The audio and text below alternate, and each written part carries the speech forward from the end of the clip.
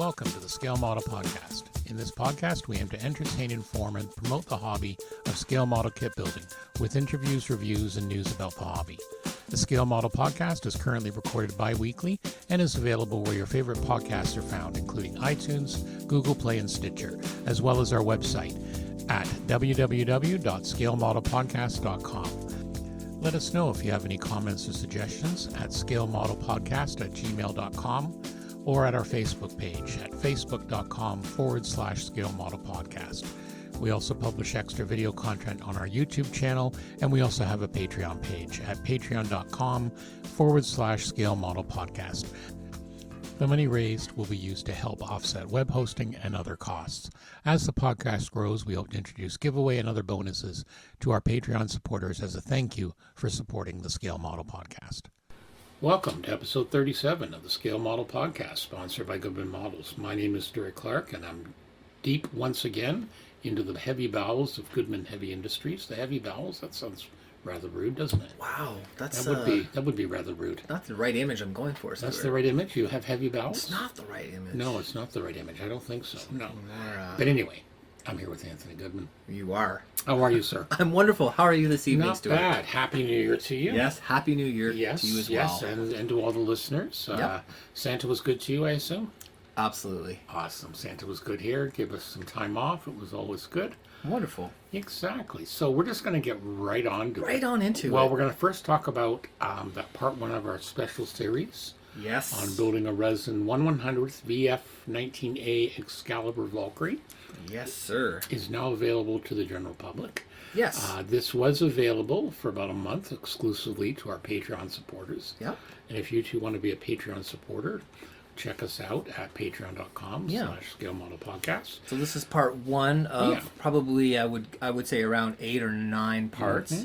So our Patreon listeners get that a month early. They in the do. whole series. So give us a brief description of it. Yeah. So this is this series is sort of was born of a commission job that I'm working on for a client. Mm-hmm. It is a super rare resin transformable Valkyrie of the likes I have never seen before. Mm-hmm. So this is like a 90s kit. It would have been super rare. They're quite collectible now, and there were quite limited numbers of them. Right. And the client really wanted to have this model sort of highlighted and shown because they're just very beautiful models. It's there's several that were made at that time, so mid 90s, and it would have been something in Japan. Like I've never seen this before, being a Macross fan. But he wanted people to see the complete model and get some knowledge out there about sort of working with resin. Okay. So he asked for a tutorial as well as the model to be completed. Mm-hmm. So I sort of jumped at that chance because it's kind of a rare, like I would never come across this. And even when I was in Japan, I never saw these things.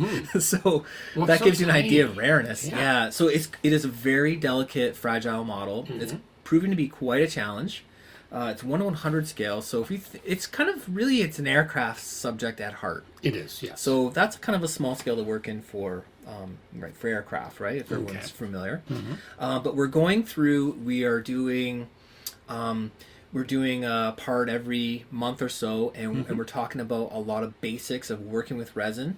So we hope that it could be a good refresher for experienced resin kit builders. But I know a lot of people have a bit of apprehension about Present working. company included. Yeah. I'm finding it very, very informative. Yeah, so I'm hoping to shed a little light, and maybe you've got something tucked away that you wanted to build that was maybe more rare or obscure kind of subject, and we hope you can get into it and maybe pick up some tips to go through, and hopefully at the end have a beautiful model to show. Yep. And it's going to transform into 3 modes. I know. And the client's going to really enjoy it. And, exactly. So we've filmed 3 so far. That's right. That are available to our Patreon supporters. Yes, sir. The 4th one we're probably going to do within a couple of weeks. And then again, we'll slowly release these. But again, since our Patreon supporters are nice enough to support them, we feel they should get the exclusive first-hand look. Check that out. Try to provide some interesting things for them. Exactly. And, Exactly. Okay, listener mail. So one of our recent interview guests, Mike Busquet, he's actually started a new podcast. Hopefully I got him started down that road. No, he's been thinking about it for a while. He mentioned to me before. So you can reach him at plasticmodelingmojo.com. Yeah. The last time I looked, there was 2, but I think he says there was a 3rd one they just recorded. Good for him. Check it out. He says he's going to be keeping it kind of US based. Yeah, it's 3rd one. He's just released, actually, episode 3. So him and a buddy of his down in down mid He's around Louisville, I think. Louisville, or, Kentucky, or yeah, Kentucky somewhere. Way and all that. So yeah, well, it has to be the first episode, Kentucky Fried Podcast. I love that. I That's love it. So I've awesome. been listening to it. It's really good. So, Excellent. Yeah, I'm going to yep. dial in. So they're on, so he's got the webpage. He's also on Facebook and Twitter. So Good for make him. sure you check that out. And Yeah, the more the merrier, right? Yep, I Any sent a stuff to listen to. congratulatory message to him, and I think it's awesome. We have more podcasts like this. Yeah. Oh, I'm loving listening to podcasts while I work. Mm-hmm. Whenever I flip on YouTube or something TV, I'm always distracted and I'm less productive. So the podcasts, man, I can fully, pay attention. I get way more done. I'm loving them. Okay, and also a little bit of breaking news. Well, we can officially announce this now because I've got the okay from everyone. Wonderful. But I've been mentioning before that our good friends at On the Bench Yes, down in we Australia, have hinted. we and have hinted at teased this. Teased this. Once or twice. Once or twice. Well, David Goldfinch, the one of the, I guess he's the one that created the podcast with Ian and Julia. Yeah, I think he's the prime mover. He's the prime mover. They recorded at his place. He's got Yeah. all the toys. I believe his good wife has relatives up in Toronto way because he was Yes. through Toronto last year, I think, and they're coming back up in late January, early February. Yeah. So they're going to be like 2 hours down the road from us, and more importantly, about an hour down the road from the Canadian Warplane Heritage Museum, An awesome place. where we have Heritage Con, our good friends Alan and the rest of it at IPMS Hamilton. So we decided we're going to do a special live podcast. Wow. And one of our special guests, Alan Merrill, is going to be one, and we're going to have David join us. That's going to be really cool. And it's also going to be the finale, the final judging of the famous Moosaroo Yes. competition. And I did ask Alan; he's got the unenviable job of judging between 2 fine models. So he's going to be judge, jury, and executioner. Yes. So I told him he can use. I told him in the email. I said he can use whatever judging technique you want, so whether it's IPMS amps or even just flipping a coin. Yeah. It's all in good fun. I understand David's going to be bringing up the Gundam. That's going to be Excellent. I'm looking forward to seeing that. Yeah. Yar Jarja. Yeah. So that's going to be fun. You're working away on the Yep. on the vehicle. I'm coming for you, Ian. Yeah, we're gonna mention that a little bit later. Throwing the gauntlet down. So the date is going to be Saturday, February the 1st, Yep. at the Canadian Warplane Heritage Museum. It's just right at the Hamilton, Ontario airport. So if Yeah. you're in the area, we're going to record at 2. We're going to be there Yeah. a little bit earlier, but we're going to do a live recording. Live recording. Alan and the good friends at the museum have kindly agreed to give us a space to record and do a live show. Yeah, sweet. So we're going to do that. We haven't really come up with any other topics. We're just going to kind of just wing it as we go. We're going to think about this. We're going to think about it. We're going to do maybe if we get enough listeners, if people want to come, and we're inviting people if they want to come. Like, do they heckle?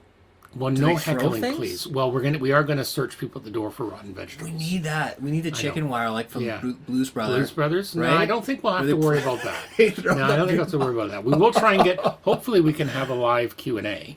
Yeah. Okay. So we're, Anderson. as I said, we're going to record. We're going to have the 4 of us up at a table, and again, just doing the show.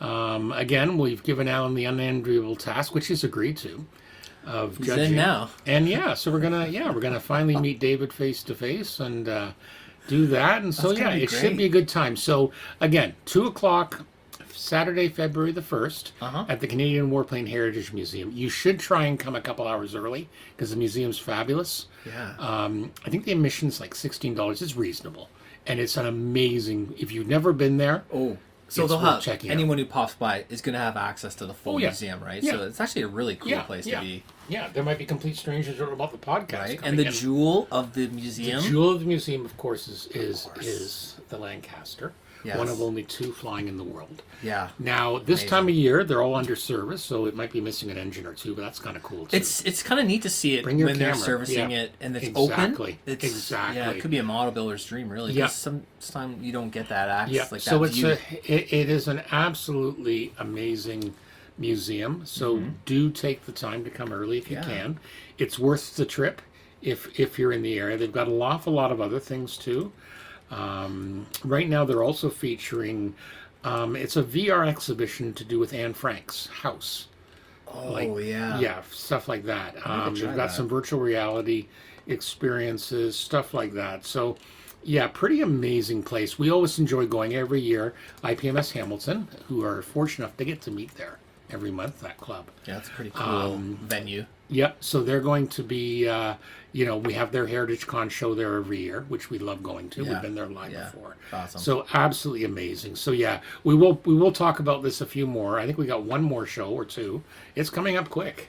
Oh my goodness. I know, coming up quick. But anyway, we've confirmed everything. So barring the weather, the only thing is this time of year in that area you can Yeah. get snow streamers and That's stuff true. like that. So we're gonna all hope for good weather, so Anthony and I can make the hour and a half journey east to Hamilton, and David and company are gonna make the journey south from Toronto. Yeah. So do come Looking and forward to it. yeah, we're gonna mention that. We don't have any tickets or anything. It's just gonna be a show up Yeah. sort of thing. The facility is pretty huge, and Yeah. we'll just go from there. But yeah, if you want, show up early. You can chat a little bit while we're setting up, and Oh, yeah. yeah, we're gonna do stuff like that. I will be putting a link in, and I will throw a Facebook event page in now that everything's confirmed. Again, we're not doing tickets, nothing formal. Yeah. You still have to pay to get into the museum. Yeah, but that's it as far It's as for a good costs, yeah. cause, exactly. Supports the museum. Yeah, it's a good day out, as we say. Yeah, absolutely. It's a grand day out. A grand day out. Okay, so that was our kind of news, mail, whatever. yeah. All right, let's get on with the news. Some sad news to start off with. Mig Jamez's wife, Ellie, she has passed away at the end of the year. That's very sad to hear. Very bad form of, very aggressive form of brain cancer. Yeah. So he posted the 31st about it. After 3 years fighting, she decided to stop fighting and fly away. It was the last 6 months next to her bed, taking care of everything, giving my love. So we just want to extend our sympathies to the family. Yeah, absolutely. And hopefully... Terrible loss. Yeah, it is. Hopefully it will take time, but, What can we say, right? not much else. Yeah. Not much else. I'm Very not sad gonna- news Yep. to hear, and Yep, so there we go. So we extend our sympathies to Meg and his family. Okay, the other thing is in the States, the January is known as National Hobby Month. If you're in the States, there's a hobby, what's the name of it? Retail Hobby Store Association in the States, the National Retail Hobby Store. So they do model railroading kits, RC, rocketry, gaming, craft, and science kits. So they've made January National Hobby Month. that's awesome. Yeah, so it's kind of good. They talk about, find a hobby shop near you. I think it's more U.S. based, but if you go to myhobbyfun.org, you'll get some links and some more information. So I've included that into there, and you might see some interesting things Yeah. that, particularly if you've got people who aren't into model Yeah. kits, but they've been interested. I think this is definitely to help kind of like People who aren't sure. attract more Exactly. people, or people looking for a hobby, Yep. or Yep. but And this is that's- really cool that it celebrates kind of Exactly. we're already I in it. There's one page in here. If one goes to the plastic model section, they have a page and they show a single P51, but in all the different scales. that's pretty It's exactly the same Yeah. plane, same scheme, but That's it gives cool. you a good idea what you can do. Wow, what do you think that starts at? 1 to 144? No, 24th, I would think. 24, At the small 30 end? second. Oh, yeah. So 24, 30 second, 48, 70 second, and 140. Yeah, makes sense. Yeah, That's cool. yeah. But it's all the same scheme, which I thought was kind of cool. Yeah, that is really interesting. Yeah. Neat idea.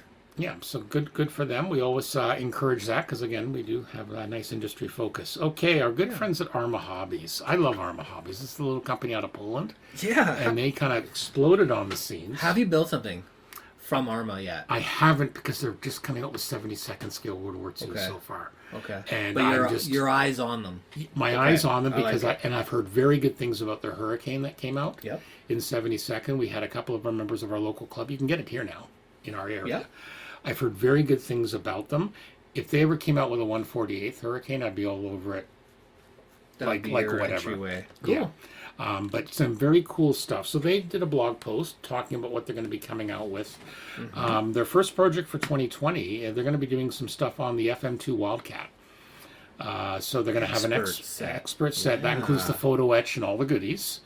and then they're going to have two other different ones.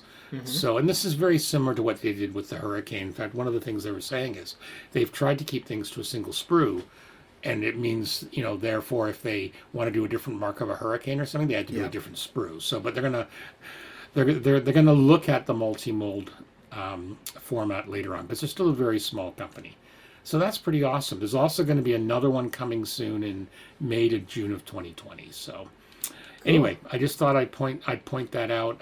Yeah, great little company, getting rave reviews. So, Excellent. Well, that's that's great, eh? Hopefully they're gonna make some cool stuff that more cool hasn't things, good reviews done before. Yeah, they've done some Polish subjects in that before. So the Hurricane's kind of like the first one that's really been kind of mainstream, which a lot of people will know. But again, up to now, I've heard nothing but good things about them. Wonderful. Okay, moving on to Trumpeter, January 2020. 5 new kits being announced. So we're going to start with the USS New York, LPD 21 in 350th scale. This is a San Antonio class amphibious transport dock. Yep.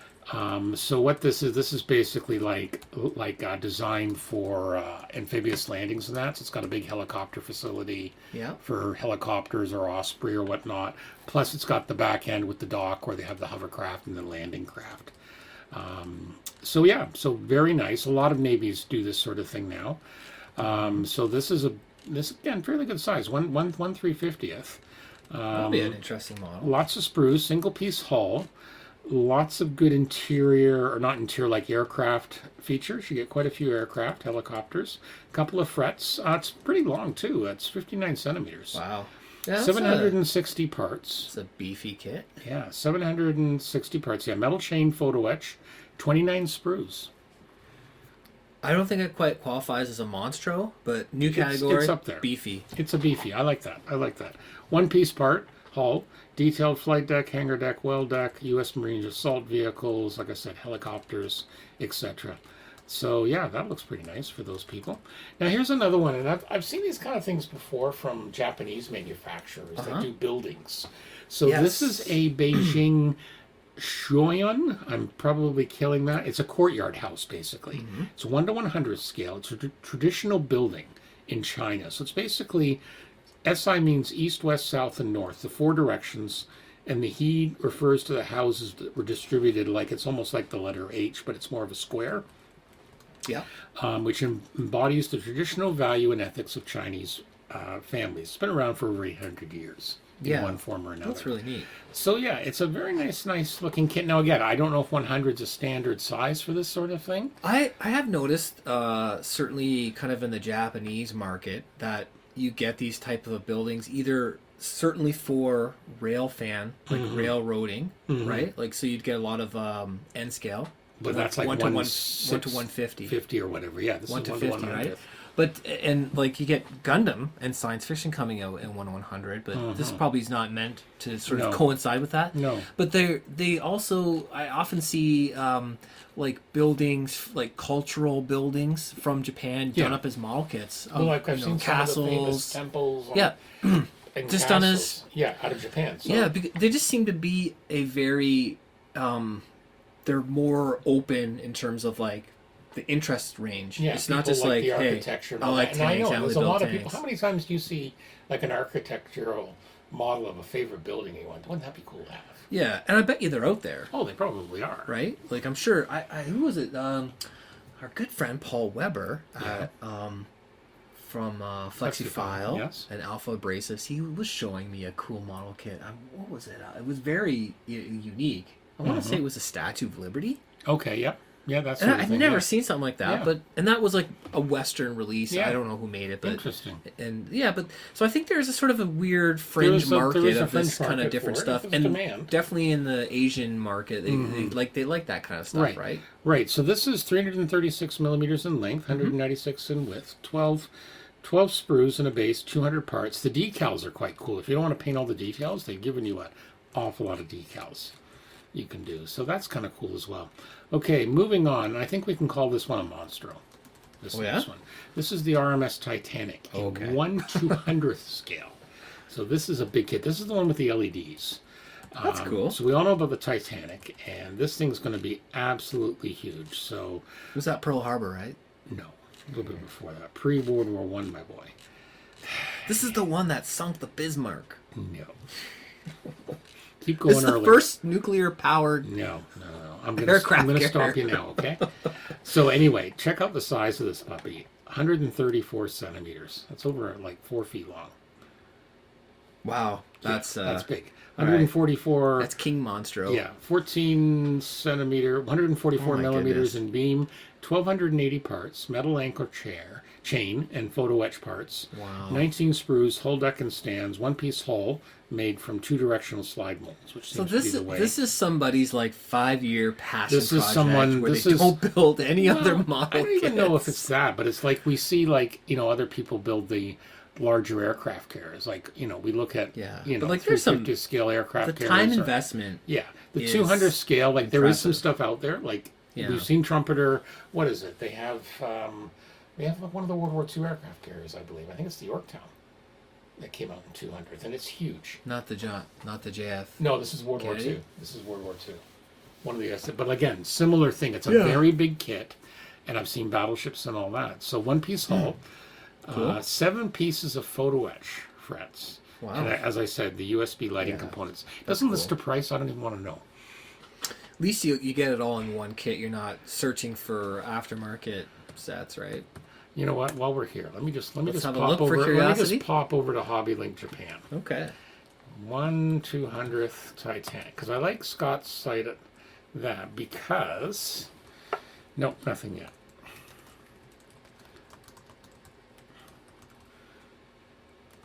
Oh, but apparently you have accessories. So you've got animals, passengers.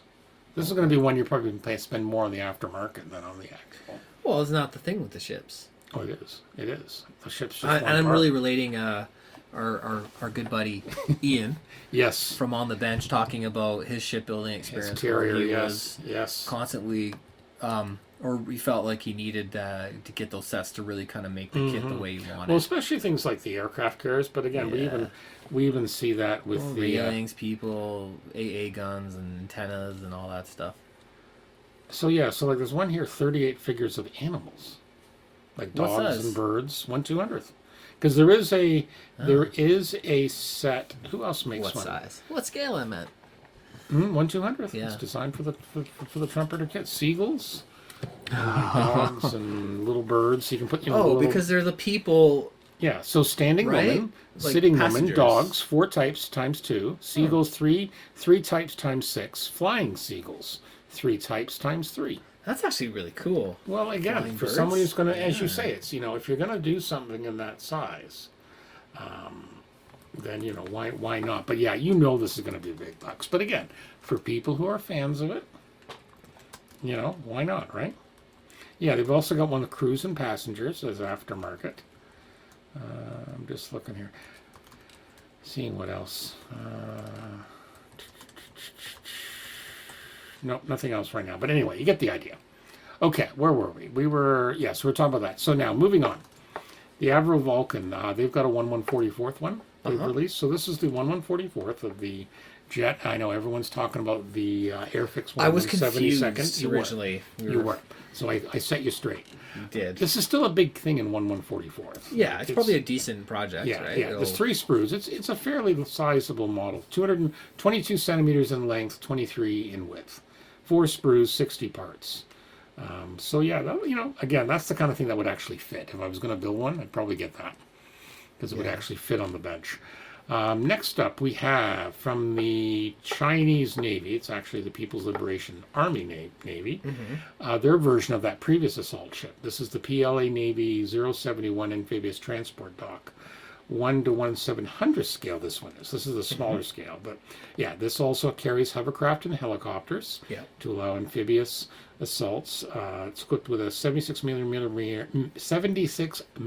gun and 4 times 30 millimeter close-in weapon system for self-defense. So you got all this color schemes, the decals. This one was laid down. The lead ship was laid down in Shanghai on June 2006 and launched 21st, 2006, and it joined the fleet officially in December 2007. So they've been around for about 10 years.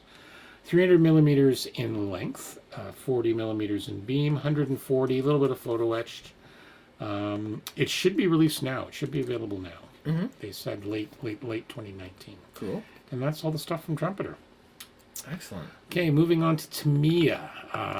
As usual, a lot of stuff in their RC, quite a bit for the kids, but a couple things out of the tool line. Yeah. We have the 40 millimeter square bottle holder. So just as Okay. we've seen 3D printed things for preventing your extra Yeah. thin cement or your accent from taking a tip, Yeah. they have this one here. So it's molded in a PE plastic sponge for good resistance to thinners, and a joint is included to allow connections of multiple holders. Now, this is very interesting because obviously spilling bottles It's a pain in the ass. is Yeah. the bane of any Everyone's model builder. existence, I've yes. spilled bottles and contemplated quitting the hobby. Yes. It's a pain. Okay. But these square this square bottles from Tamiya, right? The glue. They're like the one bottle that doesn't fall over. Well, it doesn't seem to. I've got, but you know what's funny? Yeah, because we Paint. we talk Yeah. about paint. We talk They'll about, fall. They'll not get knocked but over. there is a lot people that have done it. Like Yeah. I've seen Oh, a lot I'm of sure. 3D printed stuff. Why not? Why take the risk? So it's Why a good take the idea. risk? It's a good idea. It is a nightmare. Yeah. And you spill it on something important, and you're Yeah. like, oh goodness. Oh, I know. Like I tend, it's Yeah. funny with mine. I tend to have like one of those little plastic shelves, kind of like what you've got there on your Yeah. bench, but Yeah. narrower, and it fits. I got everything kind of, and I just leave it in there, and I just, you know. Exactly. But Just no, I could see careful. this. Yeah, I'm just planning. careful. So the other ones is they've, cool, though. you know, part of their lacquer line. They're up to 75 colors now. They introduced three more. Yes, that's cool. This is Yeah. like there's a lot of buzz happening I've heard very at good the things model about club. it. Yeah. I'm hearing good things. Yeah. People are liking Yeah. it. Well, you just picked up a couple. I did. I got some Yeah. for Christmas. Actually. That's right. You got some for Christmas. Yeah. I managed to pick up. So my kids got these for me. I got LP20, which Mm-hmm. is light gunmetal, Okay. and LP40, which is metallic black. So metallics. And yeah, actually, I got some advice at my club meet from Larry, one of the senior guys, who was talking about using like the aluminum colors Yeah. and doing like Metallics. gunmetal, like Yeah. on a Yeah. Modus and he brought his Sheridan, and it looked really amazing. I was like, well, what are you using? And he said, oh, I'm trying the new lacquers and they're awesome. So I was he was talking about aluminum, but I Right. couldn't find that. So Right. I just picked some other ones to kind of play Right. with that Yeah. Why not? that were kind of in the ballpark Yeah. or something we could use. So I'm looking forward to giving these a spin. I haven't tried them yet, but I'm thinking Use in a well ventilated area. yeah, I have my fan, and I think I'm going to be using them with my Mr. Color Levelings. Yeah, I think that are- that'll work quite Yeah, well because it's should be designed fine. for that. I tend not to use lacquers just because my wife's has You don't have good- breathing good issues. I've got a paint good setup, fan, right? but Yeah. oh no, I've got a good fan that vents in that. But Yeah. you know, again, it's like one of those things. I'm perfectly happy with what the acrylics can give me. Yeah. It really depends. I'll probably try them at some point. There's no real reason to change. No, but unless you I was feel- curious, right? Yeah, exactly. Why not? Well, some people like the lacquers because the longer drying time and Yeah. all that. So yeah, it'll be interesting to try them. They're obviously popular. They're up to 75 colors. yeah, in what, that's a pretty nice 2-3 catalog. years, if that. Jeez, I feel like they just came out last year. Yeah, no, they've been up a little longer, but it's Yeah. you know they're slowly completing the range there. So that's kind of awesome. cool. So those are going to be available this month from Tamiya. You know, which explains why when you go to your local model store and you see the paint rack with a few empty spots, you know why. That's neat. Did we mention the colors? No, I don't think I did. 70 LP73 cocky, Okay. LP74 flat earth, LP75 buff. So Yeah, buff's like a popular one. that Tamiya buff XF57. That's such a useful color, Okay. right? Yeah, because you can do it with all sorts of things. Oh exactly. man, it's like good for dust. It's good for that like the desert. Yep. That's a really useful, even like wood and leather and. Oh, I know. it There's all just sorts of seems things you like can it use. really it. Yeah, I've has a got lot the of buff uses. on the acrylic line, and I think Yes, I've got one of the same- Vallejo ones. Same as Yeah. same me as well. Yeah, The, yeah. the Well, you're also a big user of the Mr. Color. Yeah, which and is a Mr. lacquer. I love the Mr. Color. It's a lacquer, Mm-hmm. and it has its own version of the buff, but it's slightly different. So Yeah. I love having. It'll be interesting to both. see. Yeah. Well, it's like me. I've used the Mr. Color. I love the Aqueous. But up until Yeah. very recently, you can't get it. Now, there's rumors Yeah. now they are going to be producing a new line of that. Yes, Which I will be heard that as nice. well. I'm looking forward to that. So, I have a collection. I have a row of the aqueous. yes. But they're all like, it's a 20-year-old like Oh, I know. vintage collection. I inherited it. Oh, I know. Well, And, I still have some. I still have a drawer full of it, and Yep. some of it still works well. I'm just using them I've up. got 4 or 5 like RAF Sky colors, and Yeah, they're just keep them handy. sealed. Yeah, and I wonder too. Somebody suggested once that if you're using Mr. Leveling Thinner, which is a lacquer thinner in the aqueous, you're essentially making it a lacquer. turning it into a you lacquer, you right? are. And it's going to you are. behave that in that Yeah, way. you are. So I use them all the time Yeah. interchangeably. And I use the They're great. leveling thinner like sometimes when I'm spraying some Tamiya. I've used it with the Tamiya gloss, like when I Yeah. worked on that Oh, Porsche yeah. 9911 a little while ago. Yeah. Just again to give it a slower drying time and level Yeah. it off was beautiful. Yeah, I Stank do to hell and use- back. I do use the Mr. Color Yeah. thinner and the leveling thinner with Right. with the Tamiya acrylic,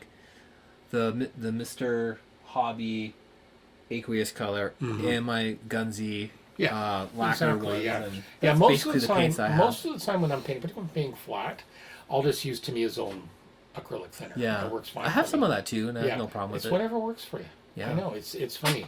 Okay, moving on. What's I found, next? I found Academy's site. I haven't seen much in English yet, but Mm-hmm. out of their Korean site, they did mention a couple of new kits coming out. Looks like they're coming out with a new tool F18F from VFA2 and 1/72nd, Mm-hmm. an F35B, so that's the VTOL model. This will be the Marine Corps one. Cool. Also a Santa Fe 1/24th from a Hyundai.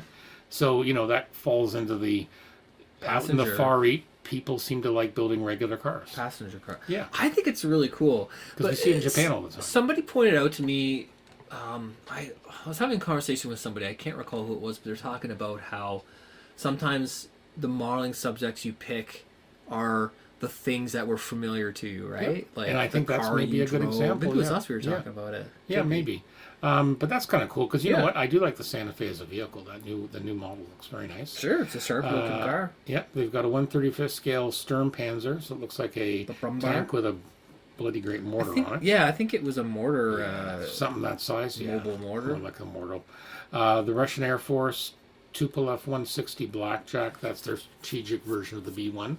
That's in 1144. So yeah, it looks like a few new things coming out. And then of course they do an awful lot of other stuff. So they've got their Yeah. Pokemon and I didn't realize they do, like they have like a toy range. they have the a toy Pokemon. range. They have an airsoft range. Yeah, we were talking about how that airsoft seems to be Very big over there. a huge hobby there, and they look real. All this stuff looks They real, do. and it shoots something pellets. Yeah, they shoot little pellets. and it's like an Yeah. air. Well, there's airsoft here too. Like I know there's a yeah, local but store it's not. here. It's not like Not as- it's not as widespread or mainstream or popular. Well, the problem I is think. unless you have an indoor facility, you got to wait Yeah. for nice weather. And I think I don't think you can walk around with this realistic model in. Oh, that'll get Maybe you a it's- visit. That'll get you a visit you'd from the be local in hot water constabulary pretty trick. damn quick. Yeah, pretty tricky. Exactly. Pretty tricky stuff Yeah. here, and probably in the States as well, but or other parts of the world. But it's a huge thing there, and I was telling you a story about going to Akihabara in Japan, going to a mall shop and the buildings are like kind of they're jammed together. Okay. They're thin and tall. There's a lot of stairs and elevators. So I was at this hobby shop. The ground floor was like 100% Gundam, and it was like going into a full shop. Okay. Probably in any average town or city in Canada or U.S. when you go into a model shop, they're generally not like huge places, right? So if you went in there and it was like 100% Gundam, Right. and then your eyeballs started to Start melt, to melt, yes, because you're so impressed. and then yes. you get to the back. Right. And there's stairs, and then you go up the stairs, Okay. and you get to the next level of that same building, and it's like 100% like 35th scale model miniature military miniatures. Miniatures, okay. Right, and then you go to the next level, and it's all trains. Okay. And the next level, it was all airsoft, and I was like, "What the hell is this?" And then there was a fifth level. I'm trying to recall what it was. Something else that was like a kind of a niche model thing. It might have been racing cars, probably the racing or- cars. Yeah, like because car Tamiya modeling. does those racing cars on the tracks. Yeah. They have the little wheels on each corner. Well, it would. I think Yeah, if I that's remember, big. it was all like just scale kits and like the slot racing ones and the RC ones Right. that people are into. It was like a whole floor dedicated to that stuff. So, typically you go to the hobby shop and you're like, oh, here's my shelf. I get to peruse through, and you skip by all the Yeah, stuff and you then don't you're care done. as Yeah, much about. yeah. And they're just so intense about their love of hobbies. It's the place, I'm telling you. Crazy. Okay, so yeah, so that's kind of neat. So we'll see what Yeah. happens there. Again, if you have trouble translating it, run it through Chrome. Chrome will give you an option to There are translate. pretty pictures, though. There are some very nice, pretty pictures. Moving on as well, Revell Germany. Again, not much on their English site, but I found the site from Germany, which is a review site, and he has quite a few. He was talking about some of the stuff coming out. So looks like they have a Top Gun license for the upcoming movie Maverick.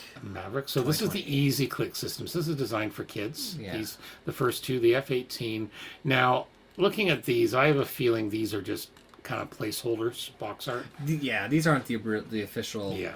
One's kind of like a really fuzzy photograph Yeah. for the F-14, and then The other one's just like yeah, a drawing. like a drawing. Yeah. like a- So this is probably placeholders.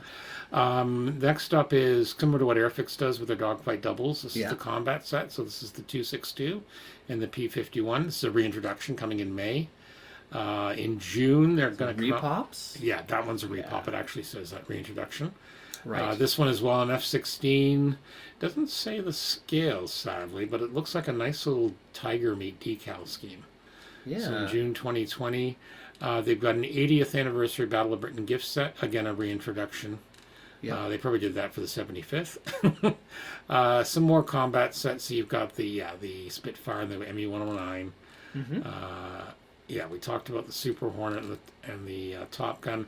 This one, I like the scheme on this one, a Tornado GR4 farewell scheme. So this is Yeah. an RAF scheme, very attractive looking scheme Yeah, there. they're always nicer because it's like not like a wartime thing. It's Yeah. more colorful, and they've got all the emblems. And, Exactly. Yeah, it's kind of a fun They've subject. got a Bristow Bowfighter, the Night Fighter version. That's cool. German Tornado, similar thing. And this one here, we're going to have to look this up when it comes out, a B-29 Super Fortress, the Platinum Edition, September 2020. So I wonder if this is the 72nd, if it's a repop, but they're also going to add a bunch of goodies. Yes. Yeah, Photo Etch, actually it is. Photo Etch parts also upgrade the soul, but still beautiful kit. So this is the 1977 repop. Yeah. I remember seeing this. This is the monogram This kit. is the monogram one from way, way back. But again, if it's got some decent repops, no one's building one. Yeah. So basically, a few other things. I got quite a bunch of other ones. We're not going to go through them all. But yeah, you get the idea. A lot of military. Some of this again is repop. They do have some Matchbox stuff. So Yeah. the Comet Mark 1 in 176, the Chaffee in 176.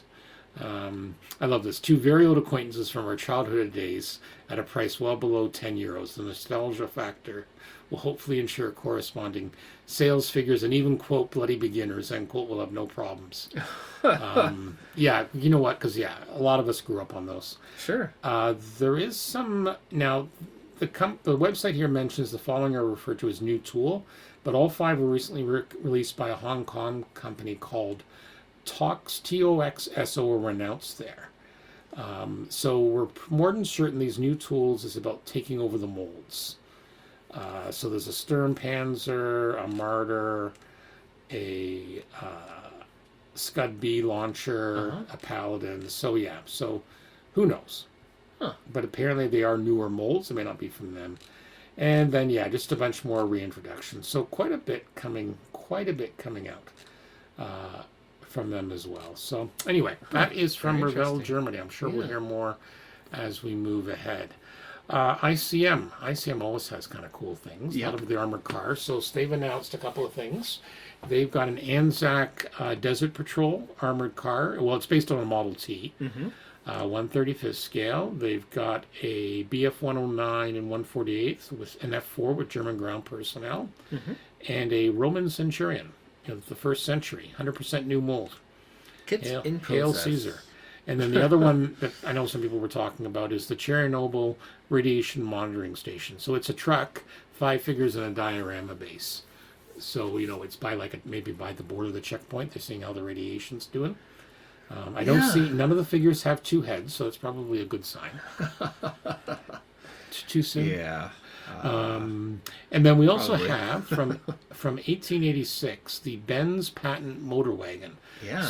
This is before Mercedes and Benz combined. This was a lot of people consider this the first vehicle, Interesting. the first car. Yeah, yeah. So it's a Motor little wagon. tri-wheeler on a little engine. Yeah. Exactly. So yeah, check that out. That's for a those of smooth you- ride, eh? Well, it'd be certainly different, you know. But no, it's yeah. A lot of people, people think Yeah. the Ford Model T was, but No, he just that guy revolutionary. mass production. Yeah, Henry Ford revolutionized the revolutionized process. mass production. But And he yeah, had a good lot car, of it came right? out of Germany. Yeah. Like I said, it was sold. It was even before Mercedes met Benz, Wild. Yeah. or something like that. All right, moving on. What do we have next? Cult TV. Our good friend, Cult TV man. Cult TV man. He was nice enough on Christmas Day to put a huge, Yeah. absolute huge stuff together. So we have some Rise of Skywalker stuff. Yeah. But more importantly, we have the HAL 9000. This is really cool. This is the little console, the little speaker camera thing, Yeah. which HAL speaks in. I'm sorry, Dave. I'm afraid I can't do Yeah. that. From 2001, A Space Odyssey. Yeah. So this is very from cool. Mobius. This looks very, very cool. Yeah. This may have to show up at some point in the stash. It's kind of an interesting. And you know there's people interesting out there subject. already planning to put like an Arduino in it and make it Oh, interactive. like it just It begs, screams begs for, for that, it right? screams for it. That's and you know the price point very reasonable. It's $39.99 That's not bad at all. US. It's got the LED. You need the light. Yeah, it comes with that. That's cool. But I think some creative guys will, or guys or yeah. gals will, Yeah. put like some kind of speaker and Yeah. So it's a 14 inches almost. Includes a can't do base and that, LED Dave. lighting. Dave. Dave, I'm dying. And they've also got their normal, this sort of reissue stuff from Atlantis. Atlantis Yes. Hobbies. Speaking of nostalgia, because a lot of this stuff, if you see an oddball scale, you know it's nostalgia box scale. So, for example, Yeah, the USS Pittsburgh, 1 to Yeah. 4/90th scale. Yeah, and he mentions it's a right in his Revell listing Revell reissues Yeah, of Atlantis, so, right? But then we've also got some of the 1/200 Saturn V rocket, Yeah, the Godzilla. from AMT. Yeah. A Godzilla. Return of the Jedi clear spacecraft set from Bandai. That's neat. Yeah, it's kind of neat. So it's all clear. So you get 4 vehicles. You Yeah, get the, so this is a current. This is it's definitely a current kit. Yeah, so you get the Falcon, an X-Wing, a Y-Wing, and the Death Star. And they're all in Yeah. different scales, obviously. So the Falcon's in 1/350th. The X and Y-Wings are 1 to 1/44th. And the Death Star, too, of course, is 1 to 2.7 million. Well, they got to get it in the box somehow, right? Yeah, But that's it's awesome. all in clear plastic. Yeah. Apparently, it's supposed to include decals. But again, for some people, they'll want to do it that way. It's There's kinda some cool. appeal to that. Like, do you remember seeing Display some sets. kits that you get a kit and it was like fully chromed? It was Yeah. meant to be like Yep. a display piece Yep. kind People of thing. do that, Clear yeah. as a Yeah, I had a set of 3 USS Enterprises for years before I sold it. yeah. That was like Yes. that. Yeah, That's kind of a thing. exactly. But yeah, some people like it. It's small. It's it looks good. And again, Bandai. I've talked about it before.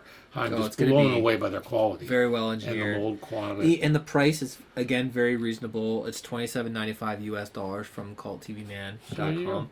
That's not bad, It's not bad at all. for that kind of Yep. project. And then they've also got a brand new kit from MPC, the Space 1999 Eagle from MPC. So this 72nd, that's the same scale as the Hawk kit Yep. I'm working on.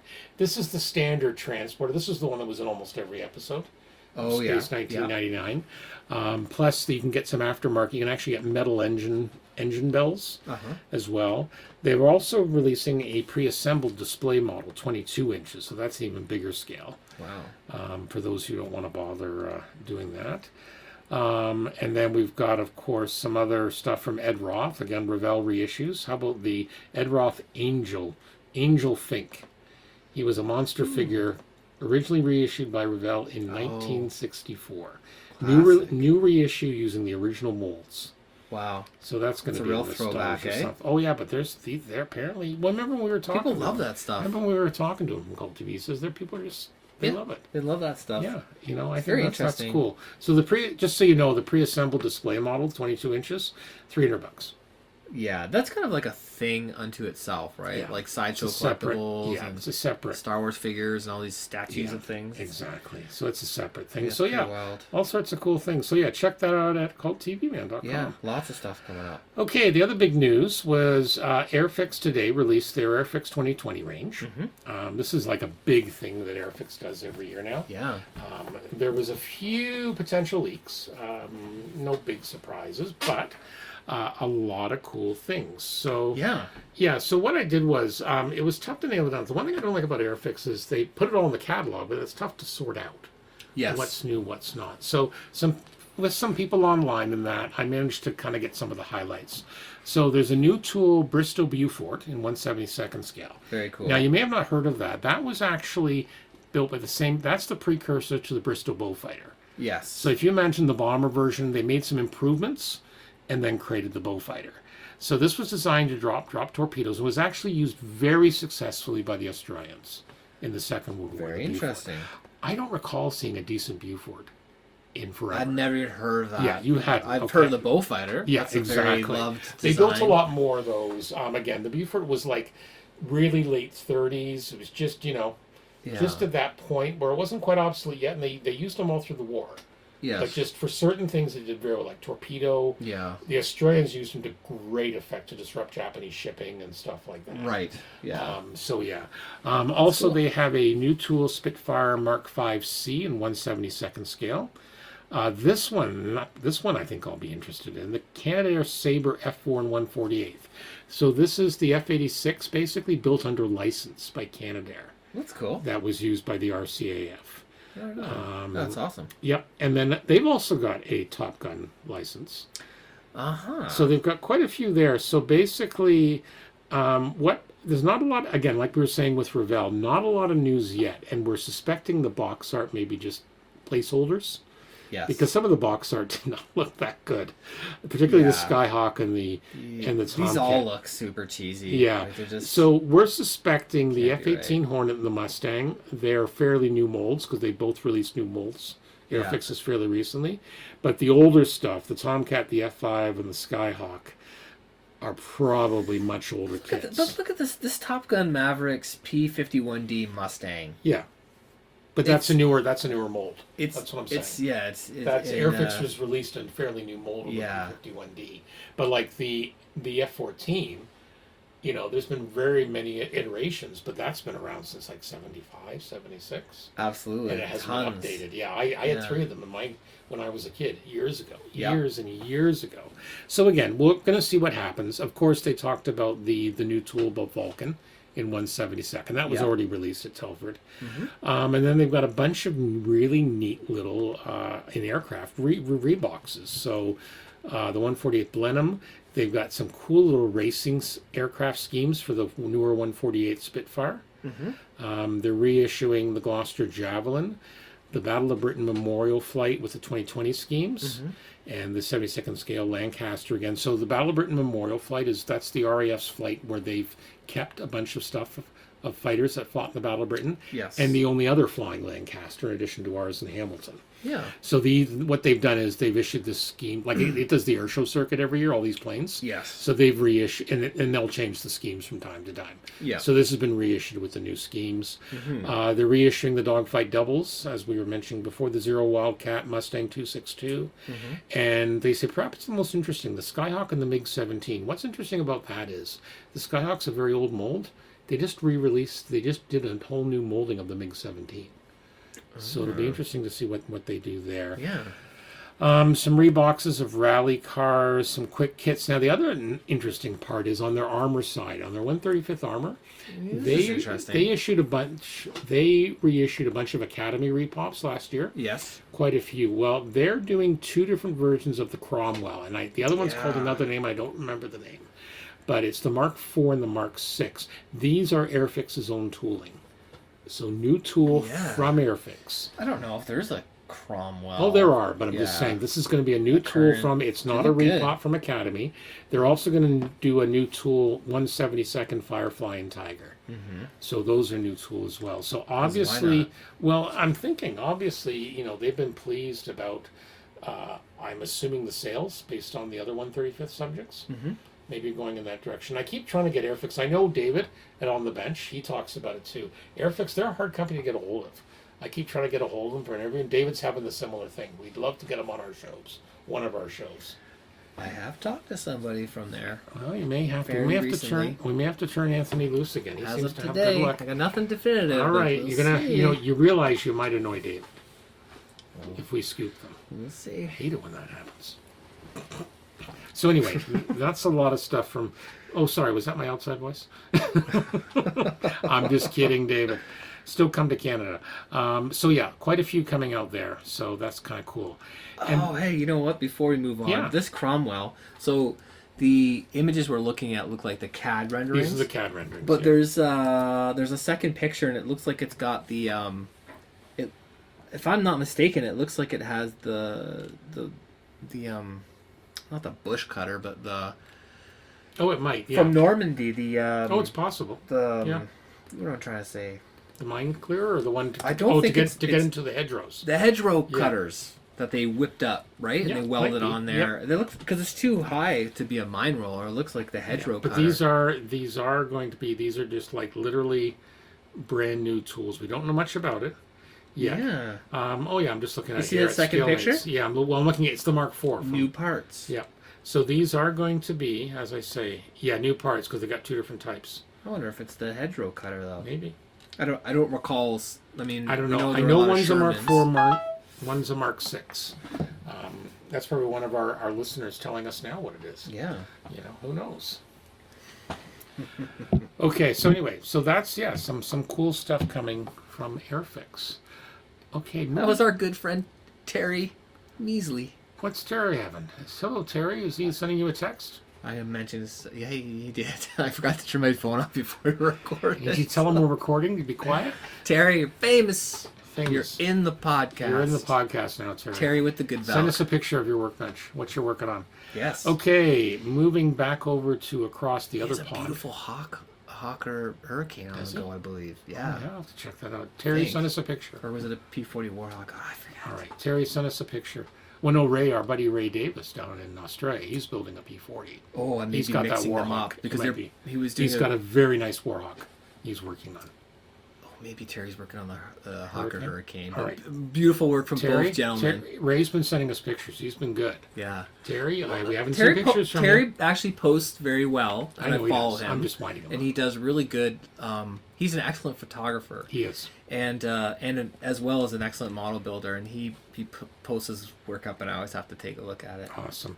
Okay, moving on. What's happening in the world of Gunpla, Gundam, Oh, there's too much. giant Japanese fighting robot vehicles? So much. There's, and I will lament that I have not been very good at reporting on all the Gunpla releases. Okay, And I we will will forgive you. That's I your will one do a mistake. better job in Okay. 2020. All right. you So are- there's a ton of stuff out, and Yeah. Bandai actually is very good at sort of promoting the new releases. Like I think in 4 or 6 months blocks ahead of time. So there's a ton of releases. I picked out a couple for February that are coming out that are sort of interesting. These are some big monstro kits for sure.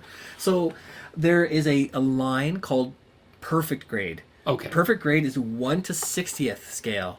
Yeah, So- I think you've told us about this before. Yes. So I mean, these Gundams are It's like big. typically 18 or 19 meters tall, like the actual thing, right? So because they do exist. Yeah. yeah, the theoretical imagined. What do you mean? I mean, it's like Santa You know. Claus, right? It's real.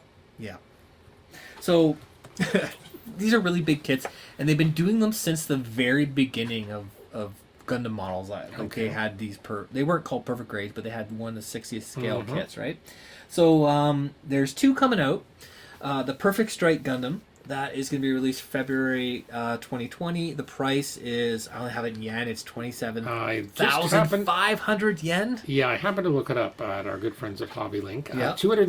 $268.23 Canadian. Okay, so this is a project here. It's a project, and it's a one heck of Yeah. a good-looking project. Yeah. So this is the from the remastered Gundam Seed series, and it offers a variety of changes and newly molded parts for the Striker weapon system variant. So I think it already had a release, but this is like another version Okay. of it, right? and I think that the Strike Gundam was this Gundam that they had these different kind of weapons packs or Okay. that they would swap out for mission Depending on the specific mission stuff, right? or whatever, right? So this is you get newly molded parts for the armor and probably a weapons payload or whatever. So, and there was an optional kit announced by Premium Bandai. So that is like the limited release Okay. line that was to coincide where you can convert your Perfect Grade Strike Gundam. And I think it just has a different sort of weapons kit to it. As far Convert as your I can PG understand. Strike Gundam into the Perfect Strike. Yeah. Though the Okay. newly designed armor parts will not be included with the expansion kit. Okay.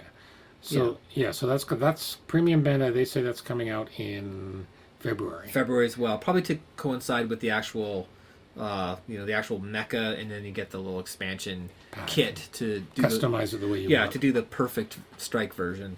So so it's kind of interesting. That has been a very popular. That Strike Gundam has been a very popular design and model Okay. kit. It's had lots of iterations, like in 1/100, 1/2, 1/4. I think it's got a real grade version. So it's a very popular master grade mecha. version. It's a Yeah. very popular Gundam. Yeah, and I think that series came out about 10 years ago or so. So it's had some success Okay. in the Gundam world. It's a well-known one Yeah. in that Yeah. that world, right? Take my Okay. word for it. I will take your word for it. So the other perfect grade that's coming out is from Premium Bandai China, which is this is the first time I'm hearing of a specific China line. Yeah, But you were mentioning that. we're talking about China a lot recently, and I don't have any doubts that a lot of manufacturing, even by Japanese firms, is probably done in China. And China has a huge modeling community, and they Absolutely love huge. Gundam Yep. and sci-fi and everything In fact, else. it's something we're going to talk about with our guest coming That's up right. in a little bit. That's yeah. right. So, but this is very interesting. We'll have to look into it a bit more. But they're releasing something called it's going to be a Perfect Grade 1/60 as well. Inspection Colors version of the Perfect Grade 00 Gundam 7 Sword G. So I'm not super familiar with this series, but Mobile Suit Gundam 00 was a series again from it's from the last decade. It's more Okay. recent. I think it was fairly popular. And they're saying it's going to be a Lots of similar kits. price. Yeah, so this is cool. I have it. It's 1,600 Chinese yuan, which is $230 US approximately. So that's another fairly big project, and this mobile suit appeared in Mobile Suit Gundam 00 V or 5, Okay. which was a side story from 00 or Looks like it comes with LEDs too. Yeah. From what I'm seeing. oh yeah, this little side story was serialized by Hobby Japan, which is like Okay. the premier Right. model magazine, and they're really cool. They do these kind of like how can I put it? They've been doing these for years. So they're like model stories, but they'll be like some kind of Stop motion or something. well, they'll kind of like do a series of model kits, and then they'll put a little story with it. But you'll see Oh, they'll you know what? shoot the kits. People of a certain age. Now I'm Yeah. going to date myself here, but if you Gentlemen go of a back to certain the age. mid '80s, Yes. you may be too young. Shogun Warriors. Okay. Did you ever hear of that? Or is that too? Yeah, that's I've heard of okay. That was That a was similar, like a cartoon. Or There was like a comic book, comic book. and yeah. but they also had the toys. Okay. And there was 3 robots in particular that were the main 3 toys. Yeah. And they were all came from Japan. Yeah. It sounds like a similar thing. Well, And it had this the would be all story, model they made a kits like done story. by I professional. know, but there would have been modelers, model right? kits, but they also had toys. I'm just Yeah. remembering. Like Gundam Sentinel. I don't think there's any toys involved in this, but Okay. like for example, Gundam Sentinel was a serialized story, and then the visuals were all model kits, and they would like put them against backgrounds, and then so they okay. would build these kits. Right. There was a story that went with it, and it not exactly it wasn't like a manga. It was literally just type, but then the pictures were all model kits, and like sort of representing some of the action. Okay. I And see. it was I love Gundam Sentinel, and that came out in model graphics in the Okay. 80s, Okay. and then like it had a range, a line of model kits at that time, and it sort of endured. and like I'll just throw it out there. Like this should be Sentinel should be animated. It was so cool. Like the designs, and it launched the careers of some of the well-known Gundam designers. Like I'm pretty sure Hajime Katoki worked at Model Graphics and designed a couple of those kits, and then they scratch built them, right? And then they like shot them, and they're beautiful. And there was an awesome art book. So I think this is, and they've started doing that ever since, right? Like it's an interesting thing. You don't see it a ton in kind of like the Western publications, but it's one really of the cool. things I was interested in, because we were talking about this pre-show about what the inspection color is. Oh yes, And I did find something in one of the fandom wikis. Apparently, the Seven Sword G inspection is a slightly improved design of the original Seven Sword G, with a performance increase of 5%. The color red was chosen purely because it was liked by Sherilyn. I'm assuming that's the pilot or character. It was indicated from the data gathered the performance of the unit was beyond the expectations, with hints it could be improved further. Cool. So it's like a Mark. It's like a Mark. Yes. Mark II. Yeah, and they're really. I find within that world, they're really good at like developing all those little details, little side notes, and and it talks about here the reference and from that particular Senki cool. Mission 10. Yeah, okay, that makes sense now. Yeah. So those are cool. And again, as you say, they're large builds. It's like for someone, it's like doing the Titanic. I think when you build one of those perfect grades, I'm gonna get Like a 15 or 16 inches tall. Yeah, at so least, like they're really huge. So again, but like it's like we were talking about, why would someone do a 1/200th Titanic? Yeah, It's you're getting into similar- that. You're getting into something you really feel passionate about. Yeah. You really love, as I've said countless times, I'd love These are kind of showstopper 1/32 or a models, right? 1/24th Mosquito. I just know I have nowhere to put it. Yeah. But for people who do, and if they like it, why not? So typically with Gundam models, the scales are 1 to 1/4, Yep. and 1 to 100th. 100th. I think is overtaken in popularity. Right. And those were the two sizes from the inception, right? Like back in the Right. But then they've got 1980 or this big whatever. 1/60th. Yeah.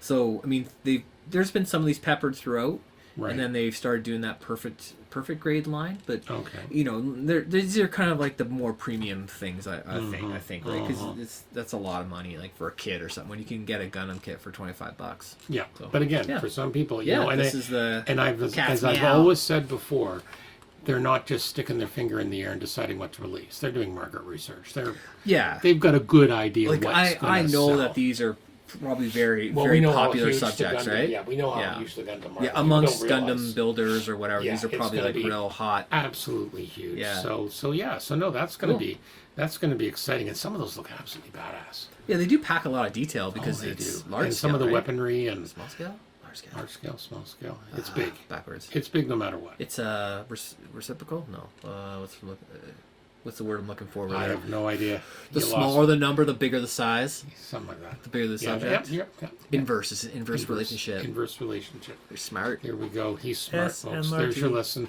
There's your lesson of the day from Anthony.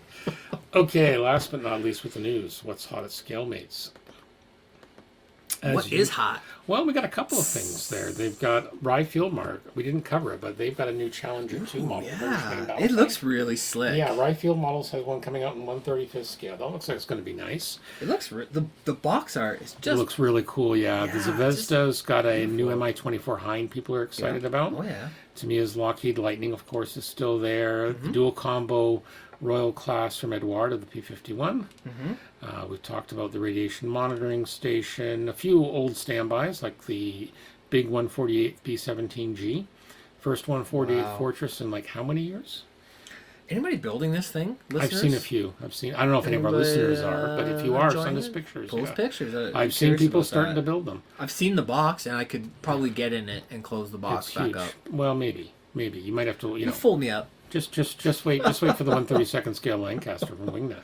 I could ride that to work. Just about. Just to give it a good launch. Just give it a launch. Oh God. The Benz patent motor wagon we mentioned. A lot of new tanks from TACOM and Rye Field models. So yeah, bunch of Good stuff.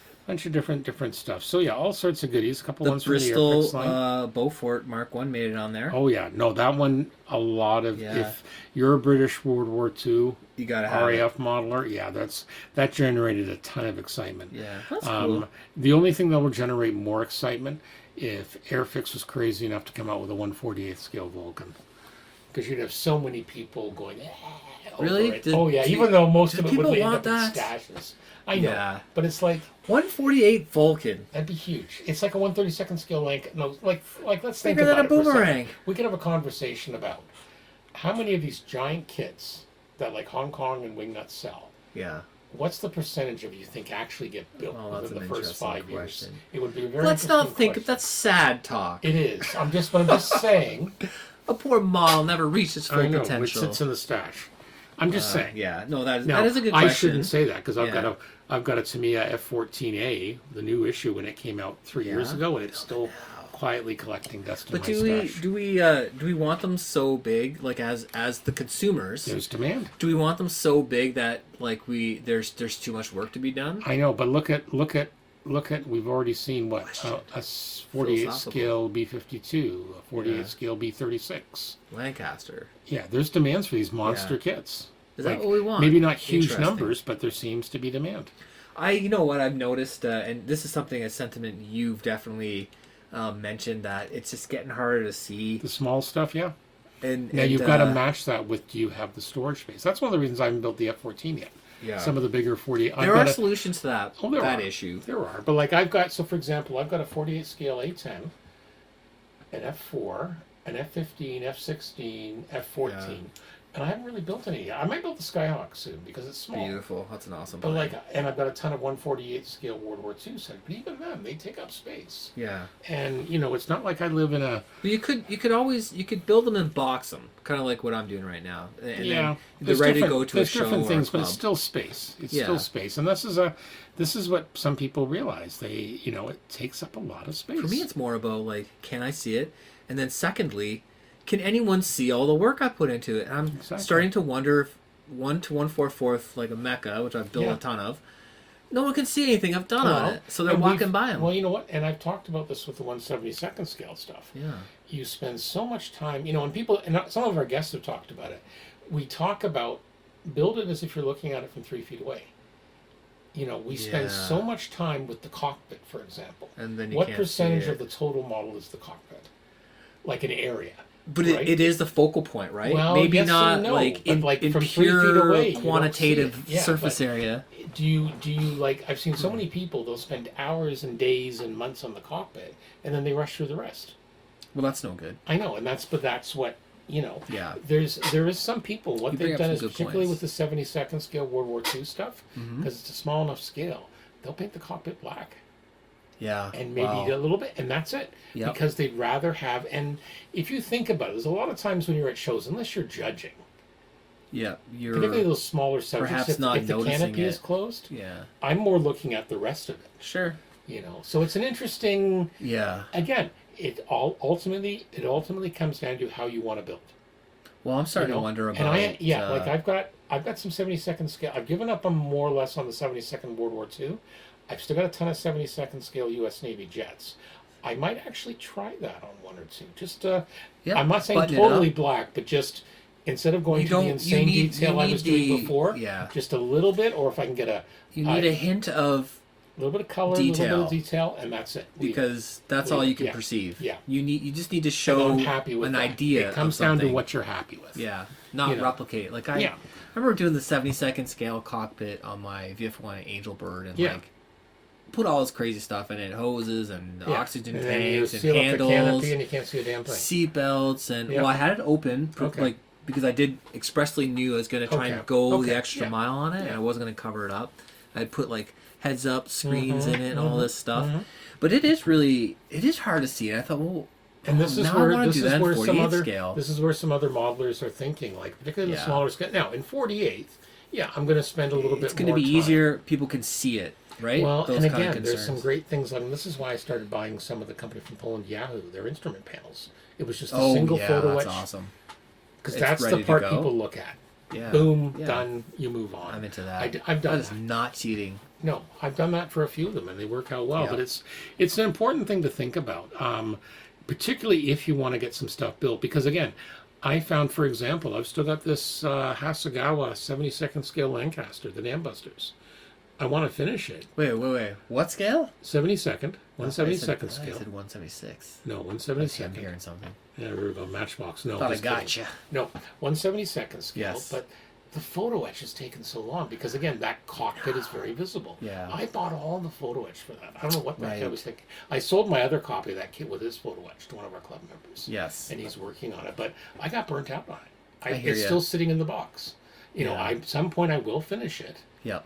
But it's like you maybe feel, you I can- bought that photo etch. I gotta use it So maybe now. you can compress the cockpit experience. Well, that's what I'm saying. On that Or build. yeah, and there's certain things I've already skipped photo etch on because it Gloss was over, so if bloody you will. small. Yeah. Well, you're Yeah. right. If it's not going to have an impact on your viewer, Exactly. And again, my hats are why off are to you the doing people it? like, let's say, Ian, Yes. and that who can build these 1/700th or 1/350th, You know, and there's- just do an amazing job with all the photo etch when there. they put the photo etch on those ships, there still is a visual impact for you Oh, yeah. and the viewer Yeah, because yeah. like you can see crew. You can you can see the detect difference. The crew You there. can see the difference of yeah. photo etch anti-aircraft gun versus a plastic Yeah, one.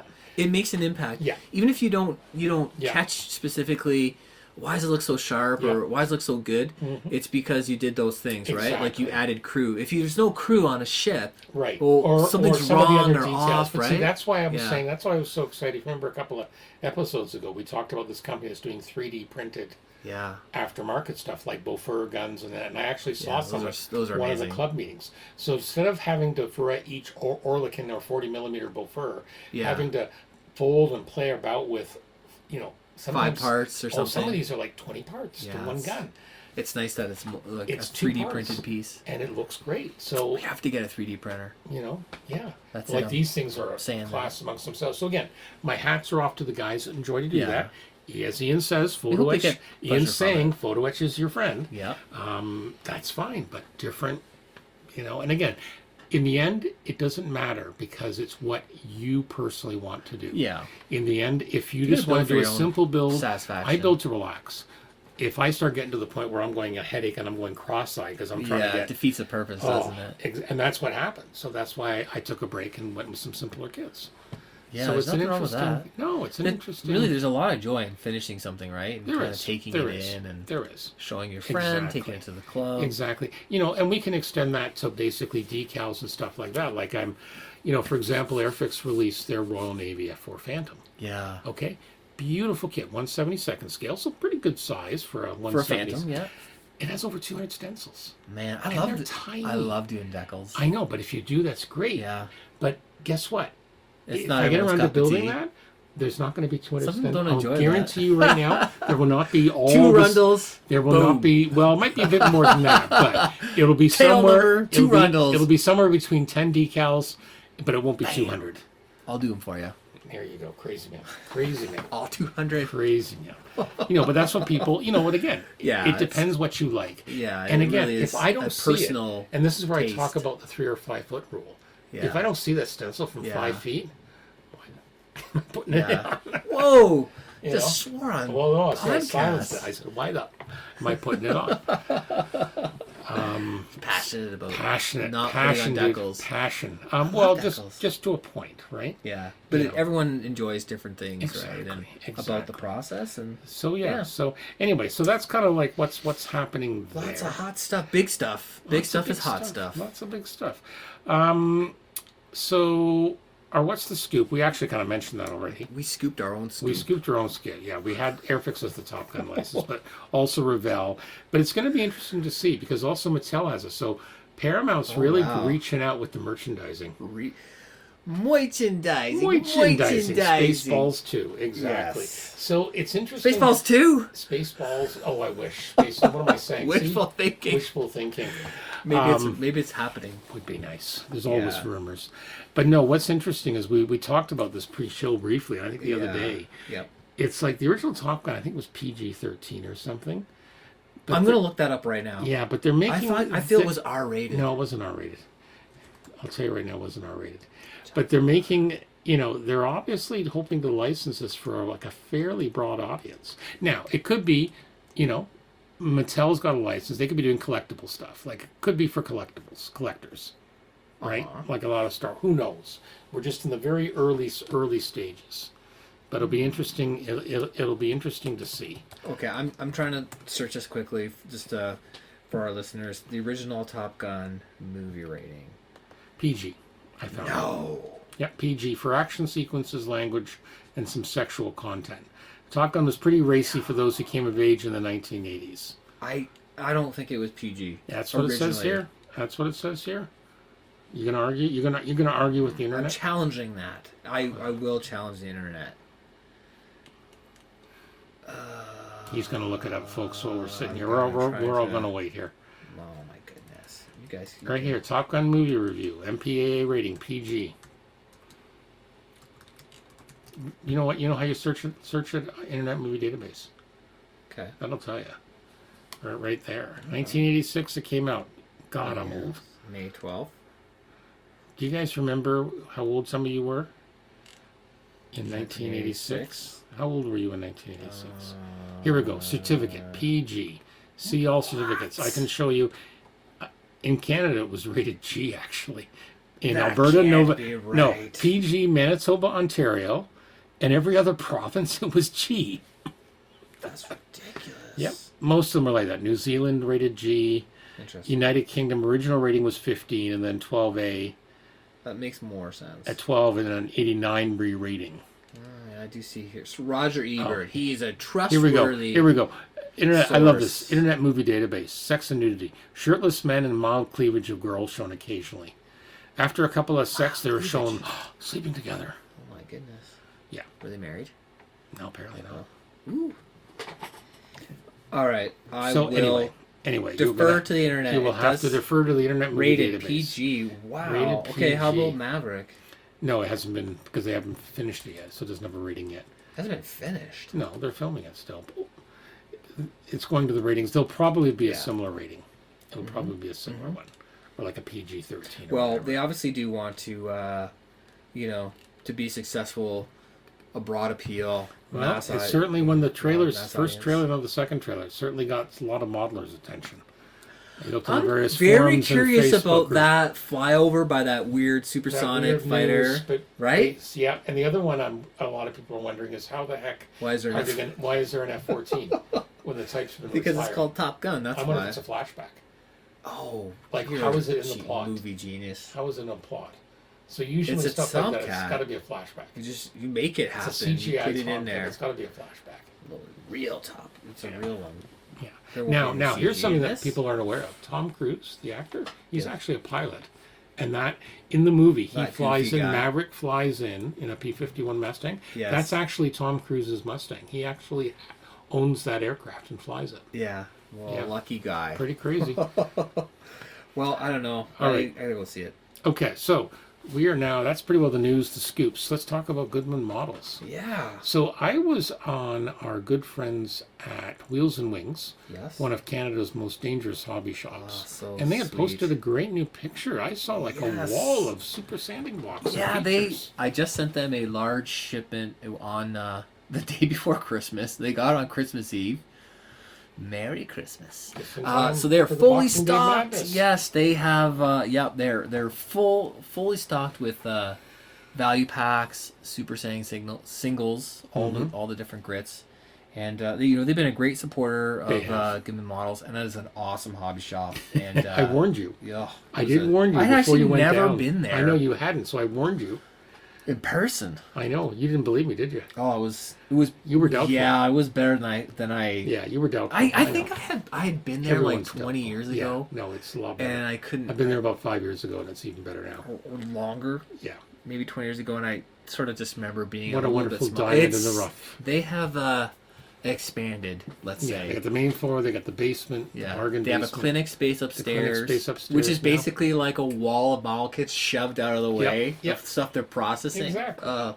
They're Well, really big at buying these like massive They estate do buy estate collections. sales. They're Yeah. starting more of a web online store. They just presence launched now. their online Web store, catalog. yep. Yeah, it's an awesome place. Yep. But they've got a brand new load of blocks. So if you're in the Toronto area, check them out and grab some blocks so you can kick off your new year modeling season Right, with the right exactly. tools. And they're also available at other fine quality locations. They certainly are at Section 8 in Buffalo, at Alpha Abrasives on their website, and I'll be probably having a demo with them at Heritage Con. And I assume you're going to be vending again. I'll do This at is Heritage Con. I'll do the Demo with our good friends at Yeah, Alpha. I'll do that. And personally, for me, for Goodman Models events, I'm going to be at Northeast Con Awesome. 49 in Batavia in May. 49? Yeah. Wow. Well, because that Northeast Con is the IPMS That regional, yeah, So for it's the been going, Northeast. and it rotates around. That's so like right. it's been in Canada. Region 1 encompassses part of Canada Does and it? like Okay. New York State. Okay. And, I don't Does know all it? the I thought we had details. IPMS Canada. I thought it was a separate thing. I'm because I know that Northeast Con popped up in Toronto, like it? in the 90s. Yeah, Are you sure you're not thinking of the NMRA? Because the National Rail Show appeared in Toronto. I have It never was heard right. of that. It I'm hit not it during the 100% SARS sure. epidemic, which really sucked. Oh, yeah, I'm not 100% Okay. sure, but I'm All pretty sure that our region is incorporated. All right, in- because I know the NMRA, Yeah. the National Model Railway, their Northeast region incorporates part of Ontario. I'm not familiar with that stuff, Well, that's but all right. Your dad is. He builds model trains. yeah. He'd know this. So I'll be at that show. Okay. I went to that one in 2017. It was an awesome event. Yeah. Okay. And I'll be doing a demo there, and I'll have lots for sale and stuff. Now, are you going to take the APC? Yes, Awesome. absolutely. That's going to be an awesome one. That's going to be Absolutely. good. Yeah. And if they can't find it anywhere else, where else can people find these? Please check out goodmanmodels.com, and I also have a full inventory if you would I'm like looking to around at the vast warehouse. The vast warehouse. think How's that for a the Raiders of the Lost storage Ark? facilities. Raiders Raiders of the Lost Ark? So we always go with. Yeah. There's also a Facebook page. Yep. We'd love if you show us what you're using your super sanding blocks on. Yeah. We have to wind up some of our draw winners. We haven't seen photos yet from too many of them. You were supposed to send us pictures. Supposed to send us photos. Draw We're winners. gonna have the official Scale Model Podcast finger wag if this keeps up. The finger wag. Just saying, that's Yep. not good. That's good. So if you're wondering where to start and Yeah. you're curious, try a 320. Mm-hmm. That's kind of the middle of the road, Middle of the road grit. for the grits. Mhm. So the coarsest is 80, and the highest right now Mm-hmm. is 600. And if you're working on your model and you're sanding seams, or if you've used a little putty, the 320 will help blow that away evenly. You'll get a nice flat finish where you're working. And the beautiful thing about the blocks is that when you're using them, you can feel the positive Yeah, contact. exactly. And so I've been working on a kit sort of just from watching TV with my wife, and I've been working on my Jagan, my Stark Jagan, and Yes. I've been just cleaning up the sprue gate nubs. So I've been sawing them off with a little micro saw, and then just cleaning them down. I'm using 320 and my 220, Right. 320, Yeah. and I'll sort of add a little bit of water to it and kind of just give it a quick wet sand, and I get a beautiful like finished cleaned up seam, or the nubs are gone, and I'm not sort of quite gluing it all together yet. I'm just cutting the pieces Test fitting out, and yeah. test fitting. Yeah. I'm gluing a couple things together that I know that will be painted separately. Right. So the 320 is an awesome block if you kind of want to see what they're all about and how they can help you out. And Yep. then, but the value pack is like getting one for free. Exactly. And you get the whole range, and then they have a whole bunch of different uses. Well, yeah. like they're always on my desk. There's 3 or 4 grits I use. I use the 320. I tend to use the 320 and the one above and the one and the one below. Yeah. So I guess that would be the 220, 220 320. and the 400. Yeah. Yeah. I tend to use those are mine, and you can use them wet or dry, Yep. or as we say, damp and dry. Yep. Damp and dry. Maybe we should Wet dry. wet dry. I Wet wonder dry. if damp and dry has been taken. Wet sanding's awesome because Yeah. it keeps the dust down a little bit, but you do get a smoother finish You do. with the same grit Yeah. if compared to dry. You can use them dry, but if you do compare, it's a little bit nicer work to work with. And we should also Yeah. mention, Ken, we've talked about our friends at the Scale Model, or at the Scale Model, no, on the bench in Australia. We're our own friends. You've Yes. got a distributor just coming soon. That's right. Very exciting news. I recently sent off a large order to Wargaming Miniatures And in I've heard Australia. The lads have mentioned Wargaming Miniature. They have Yeah. an awesome site, awesome They have a store. very cool store. I did peruse it while I was just getting familiar with Brian and Yeah. company there. And he's got an awesome website. Yeah, they do. And I know Lots of David, goodies. Ian, and Julian, they've all talked about it. Yeah. And I know a few of the other lads from down there have mentioned it as well. So that the Super Saiyan blocks are now available for pre-order at War Game Miniatures. And they should be there any time now. Any minute now. Fires notwithstanding. Yeah, I don't know how that affects, if that Poor would guys, affect I any know. Hopefully not. travel or But it's summer shipping. down there, but hopefully they'll catch a break. They had some rain, I think, today and yesterday. Thank goodness. Yeah, not enough, but We do hope that the weather changes in their favor. exactly. Yeah, it's just not good at all, guys. So there we go. Okay, and as always, we thank Goodman Models for their You're support. welcome. Okay, now we're getting on to a really exciting interview. Yes, you are so pumped. I was so pumped because I've been wanting to meet this person. He was actually at Heritage Con in Hamilton, I believe, 2 years ago. Yeah. And for whatever reason, I had to miss it. I was very missed him bummed. too. I was very bummed. I was vending I and was very couldn't sad. get away. I was very sad. You at least got there. I regret. You were in not- the same building. You breathed the same Yeah. air. I knew he was there, Yeah. but I just couldn't coordinate it. So we're talking about Brett Green, owner of Hyperscale.com Oh yeah. and Missing Links, Yes. and two sites that have been around for a long time. Yes. Hyperscale dates from 1998. Way I remember back doing when. that.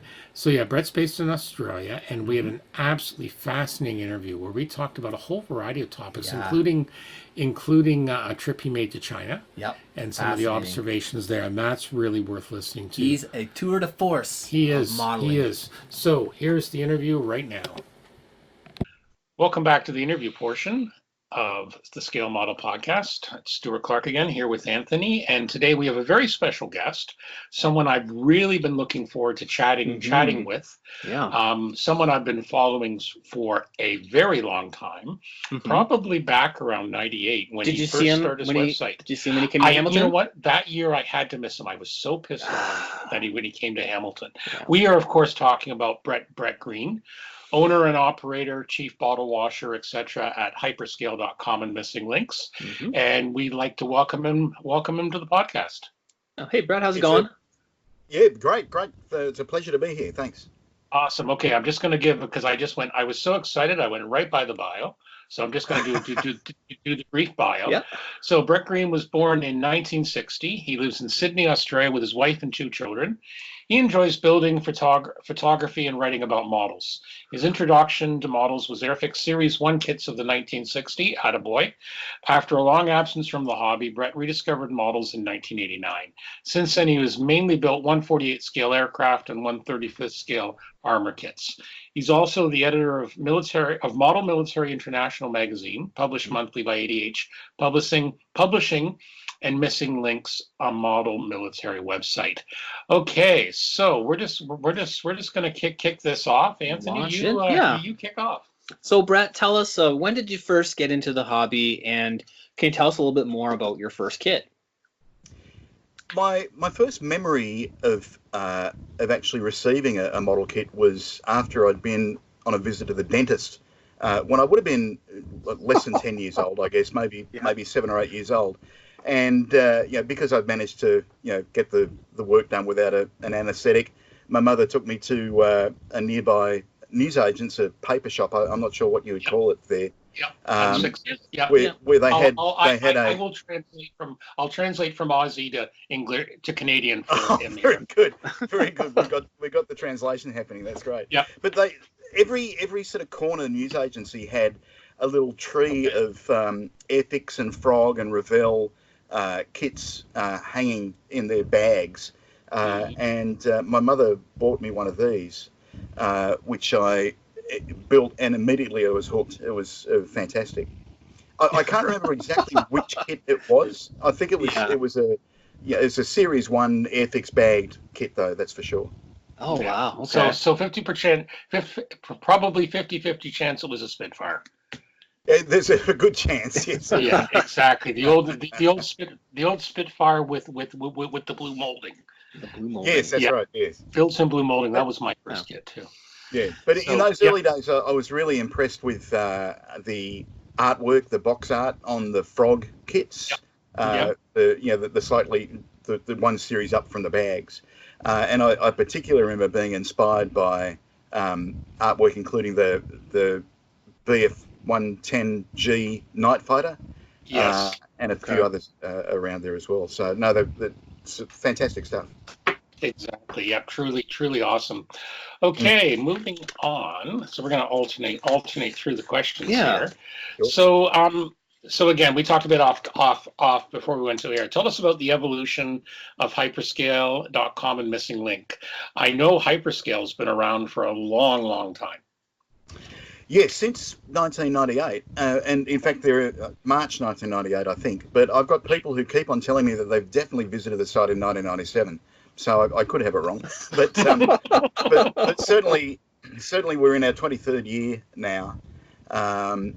And when I started, I was a systems engineer in a telecommunications company, and Right. although I was familiar with the network side, the wide area network side of computer networks, I didn't ever have anything to do with web design. Right. So basically, I was running the local IPMS club magazine, and I found that I was basically doing most of the content. I was printing it out on my work photocopy machine. My Been family there, was done helping that. staple the things together and mail them out. Yeah. So I thought there must be a better way to. And the circulation of the magazine was about 100, which actually wasn't bad at the That's time. not bad at all. Yeah. Yeah. Yeah. But I thought there must be a better way of doing this. And I was aware of the internet around that sort of mid to late 1990s, even though there wasn't a lot of modelling based content on there. But there was a site called TrackLink that was Yes. run by a Canadian, actually, Paul Owen, a Canadian. Yes. It was. And I was building probably in equal parts at the time armour kits as well as aircraft kits. And I submitted a number of articles to TrackLink, and I thought, what a great idea. This is a fantastic thing. What a shame nobody's doing it for aircraft. And I thought, well, maybe I'll go to my club and I'll say to them, do you want to start an IPMS New South Wales website?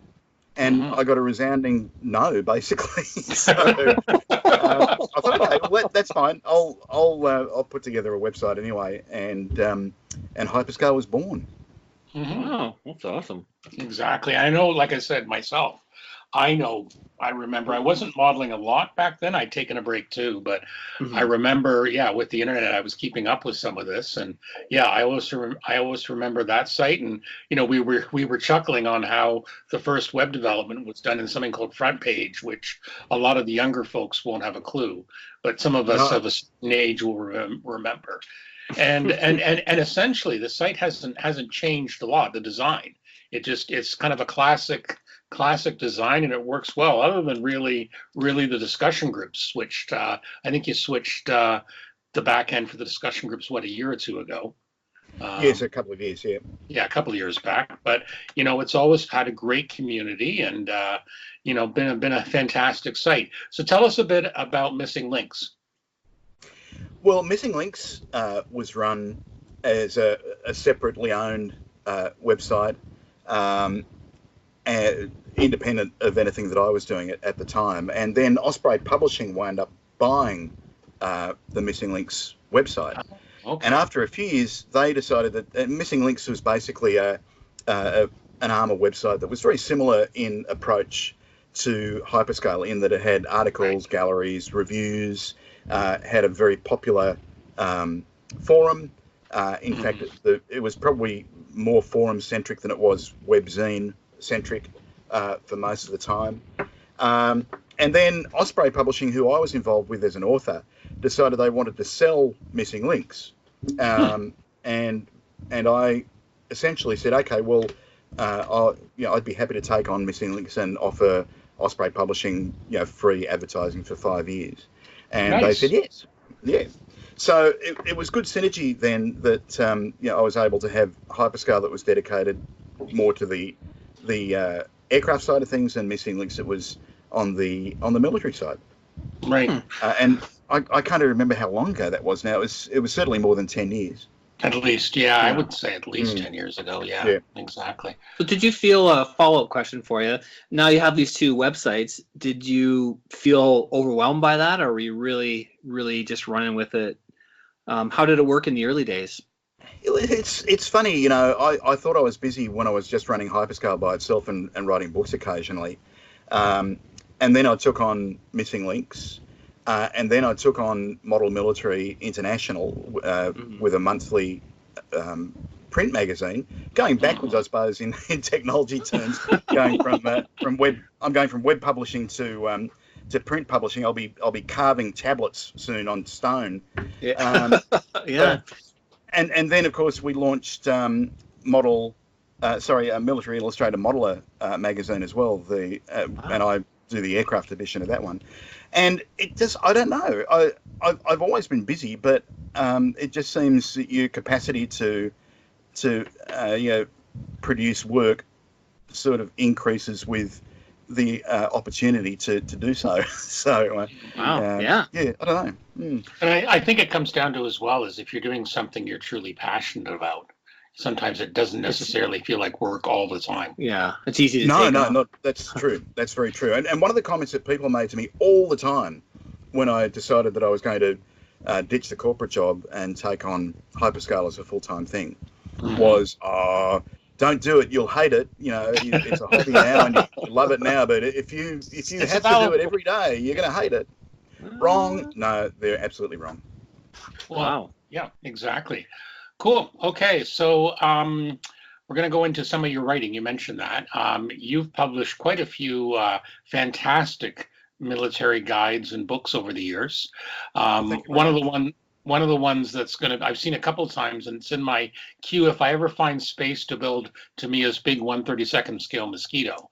Yes. Your guide's going to be a plus. Same thing for the Spitfire. So tell us a bit about the whole process about writing a modeling guide.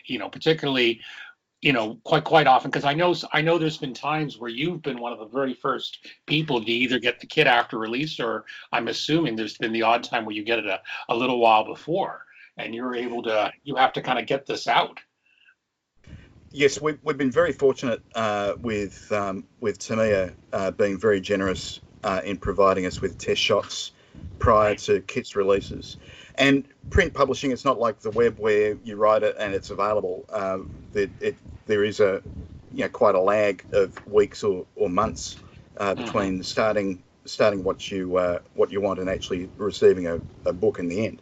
So a shout out to to Tamiya and other companies, including Revell and so forth, who are always happy to give us early test shots so that we can get an early look and people can have the book at the same time as they've got the new kit.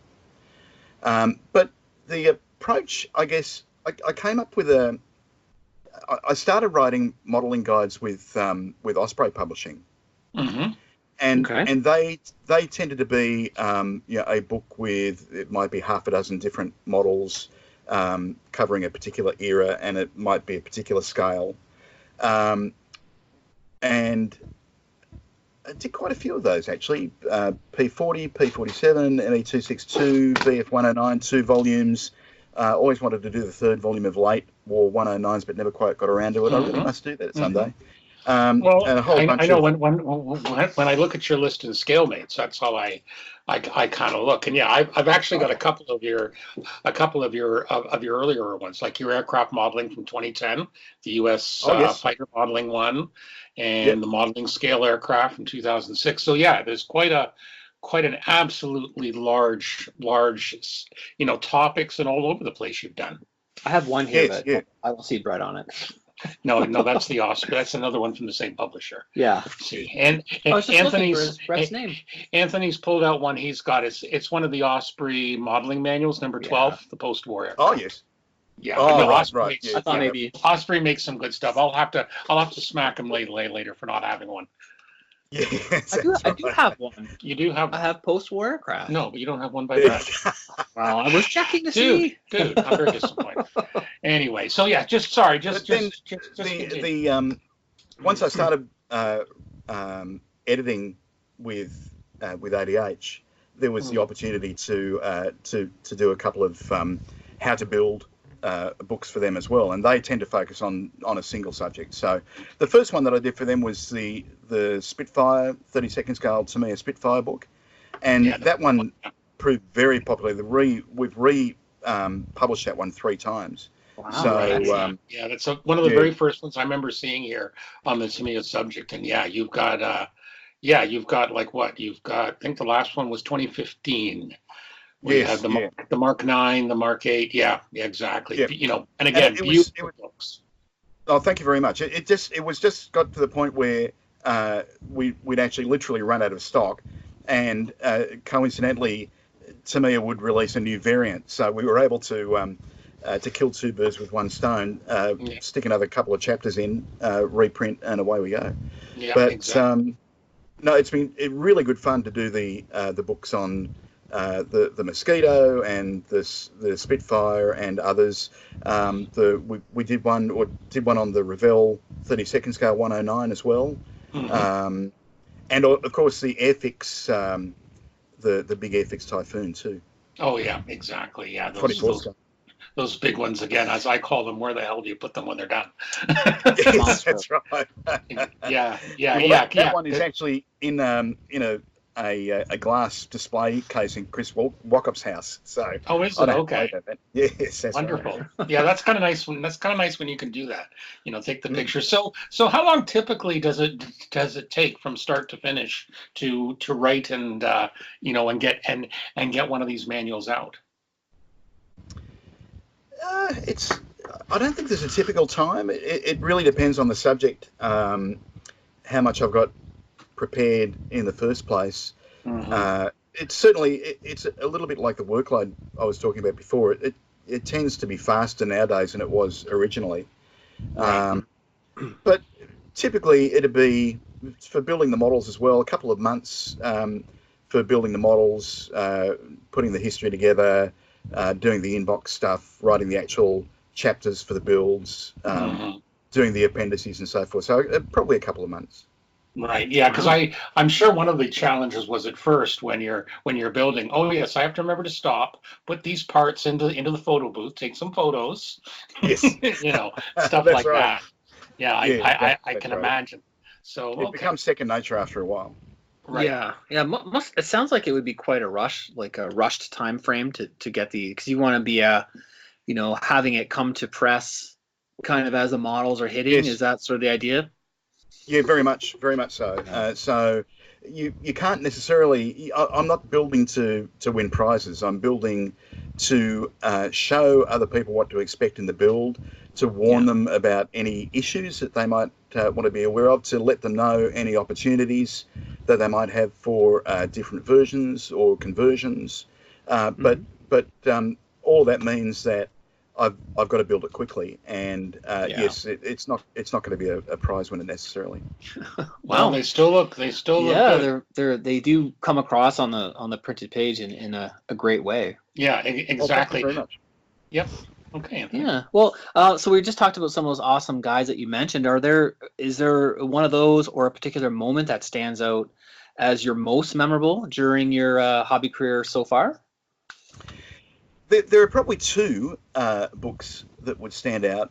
The first is my very first book, which was called Augsburg's Last Eagles. And that wasn't actually a modelling book. That was a book on the camouflage and markings primarily of late Hmm. war Messerschmitt Oh Bf wow. 109s. And a Cool. case study of a Bf 109 G6, which is at the Australian War Memorial. And at the time that I wrote the book, it was actually pulled apart and in pre-restoration phase Oh, okay. Wow. at the Australian War Memorial's restoration facility at Mitchell.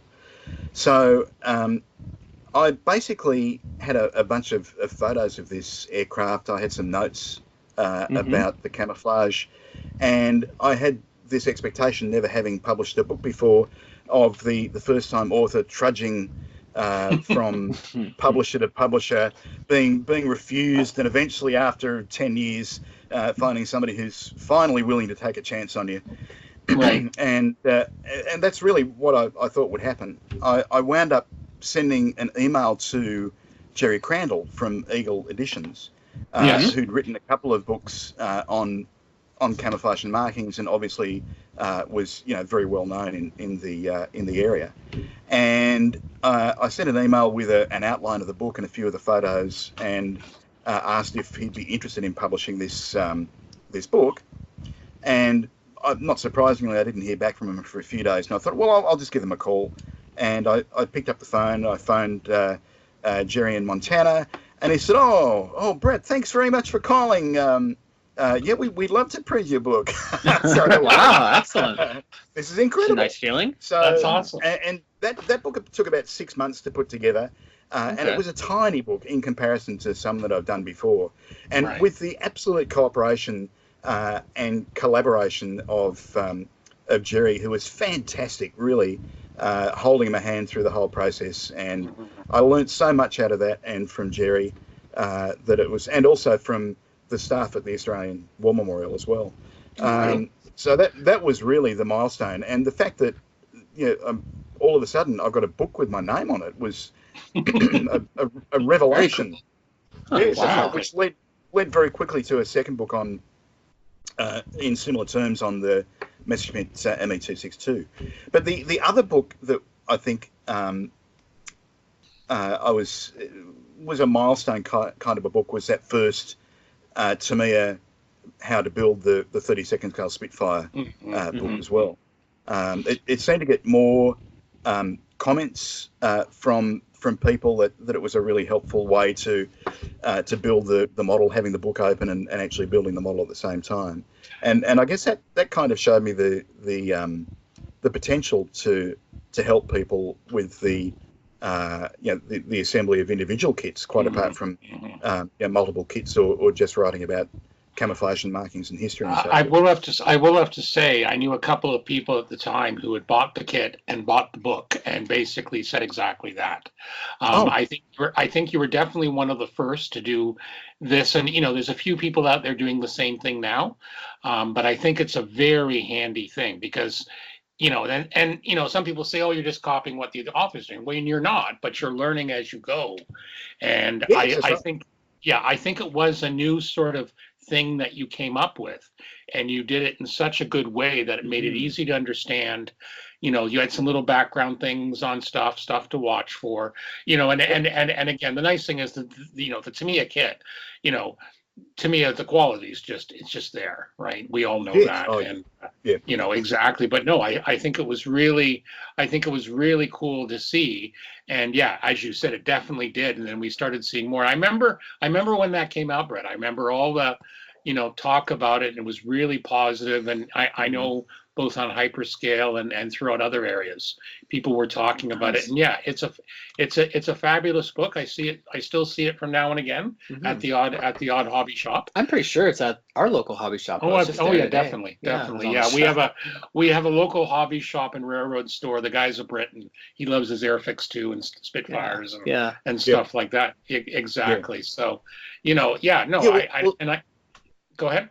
So, certainly the books were nothing I write, whether it be a book or an article or a review, is meant to be prescriptive. I put what I see as the facts out there and let people make up their own mind as far as opinion goes. But it's certainly something that I enjoy doing, actually writing and hopefully helping people. The main reason I think that the books were popular was because you opened the box of a kit like the Tamiya Spitfire, and they just got more complicated after that, or even the FX 24 scale Typhoon, and you think, where do I start? I've got the instructions, but the contents can appear very, very intimidating, and at least the books give people an approach to where to start and what to do. Yeah, I love these types of books. Like having a book and seeing how somebody else does it doesn't limit how your individual build's going to turn out, right? But like Brett's saying, exactly. It inspires me. I love seeing other people's versions of the kit I'm working on or the kit I'm next planning, kind of thing.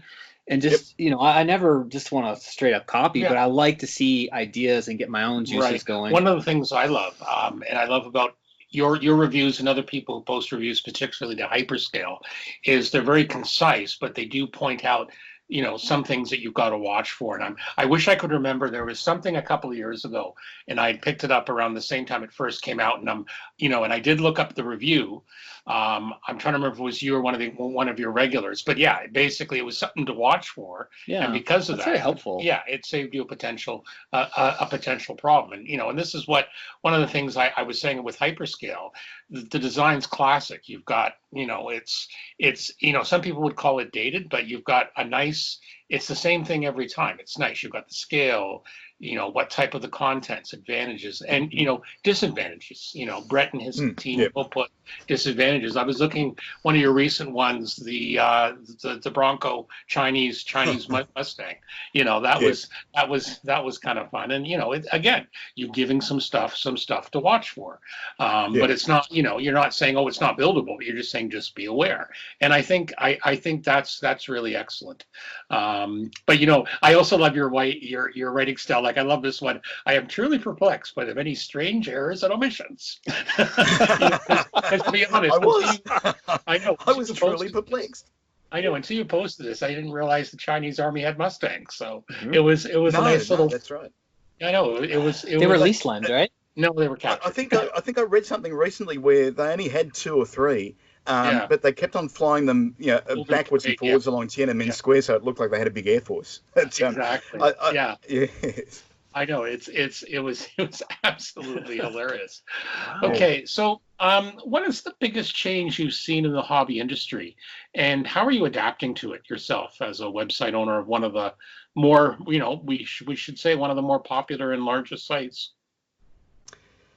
That's a hard one. I guess in terms of the hobby industry itself, I would have to say it's the rise of China. Yes. Interesting. And also to a certain extent the rise of Eastern Europe, where a company like Eduard can produce a kit like their P51D, which is the equal of the best of anything that anyone's produced in the model industry anywhere else in the world. So, wow. but China certainly, wow. I mean, particularly on the military vehicle side of things, the sheer volume of stuff they produce is incredible. Yeah, we mentioned in the last episode of the podcast we were going through some of the 2020 catalogs, and I remember thinking to myself, and we talked about it. Yeah, the sheer number of subjects just blowing up. How many releases are coming out? Oh yeah. It's very interesting. So it's not even just the kits; it's the companies themselves. I mean, who's heard of Border Models, and they just pop out of the blue and produce these wonderful kits of Panzer IVs and bits and pieces. I mean, there are some companies, particularly the pioneer companies like Trumpeter and Hobby Boss, where they've been very hit and miss over the last couple of decades. Mm-hmm. But there are some companies that you look at the brand and this is quality. So you look at a men kit and you think, okay, I can be confident that this is going to be a good kit. Mm-hmm. Yeah, definitely. Well, and as you say, it's we talk about cottage industries. Anthony has his own with the super sanding blocks and people that do. And then you look at like for example, I'm absolutely fascinated. I love the stuff that the company out of Poland, Arma, has with their Hurricanes and their new Yaks. Incredible, aren't they? Oh, I know. Yeah, right. we've got them here. I'd love them to build a 48 scale because I just find with my eyesight, 70 seconds not for me anymore. Yeah. I would love. I really wish. I've written them a couple of times. They're going to start banning me soon. But wow, yeah, that's a passion there, Steve. Yeah, no, their 70-second stuff, particularly the Hurricanes, and they just have the new Yak out. I know you reviewed the Eastern Front Hurricane a while back. Yes, and I think one of your colleagues, John, did the Yak, which again, just and again, we've been getting them here in Canada, and people are saying great things. So, and again, that's a company where almost literally came out of nowhere. Yeah. So, and this is what we're always arguing. People, I'm tired of people saying the hobby's dying. It's not. It's evolving, but getting a lot more play. It really isn't. Yeah. It's almost the other thing is if you visit a model show in Beijing or Shanghai, you're going to see a lot of modelers, and the difference between the model shows I think in the Far East and the model shows that we see here in the West is the demographic of the modeler. They tend to be young guys. You get a lot of young families and kids. along to the model shows there. Whereas I think it is probably a more aging demographic to be fair Yeah. in the Yeah, West. like you don't No. have it's not far cry from the old days where, the as you said, every news agent had a rack of Airfix and every kid did it. Yeah. I Yeah, think no, you're that's seeing right. a lot more people getting into it older. Anthony actually, he's a big Gundam and Japanese modeler. He spent a year in Ah, Japan, yes.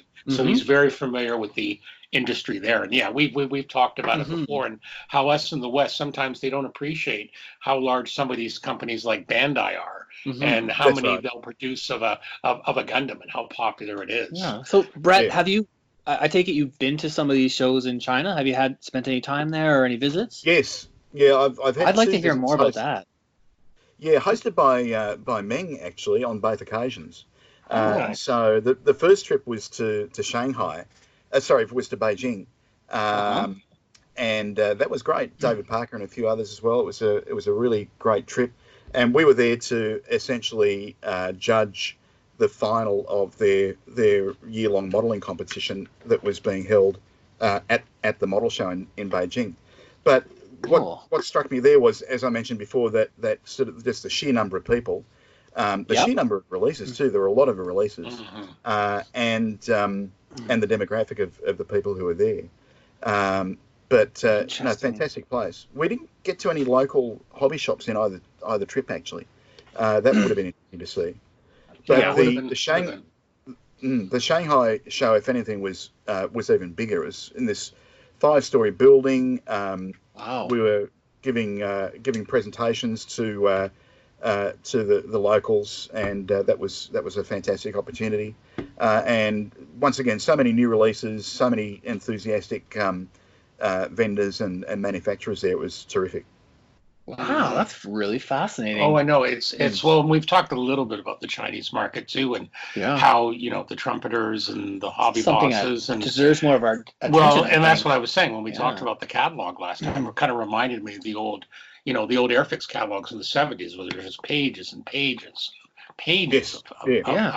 Yeah. of things, and yeah, so and and I think again with the growing middle class in China, you are getting Yeah. this. Yeah, I think it's definitely a middle class hobby, Well, right? and again, look at the number of Very much potential so. modelers that are there, and that's why Yeah.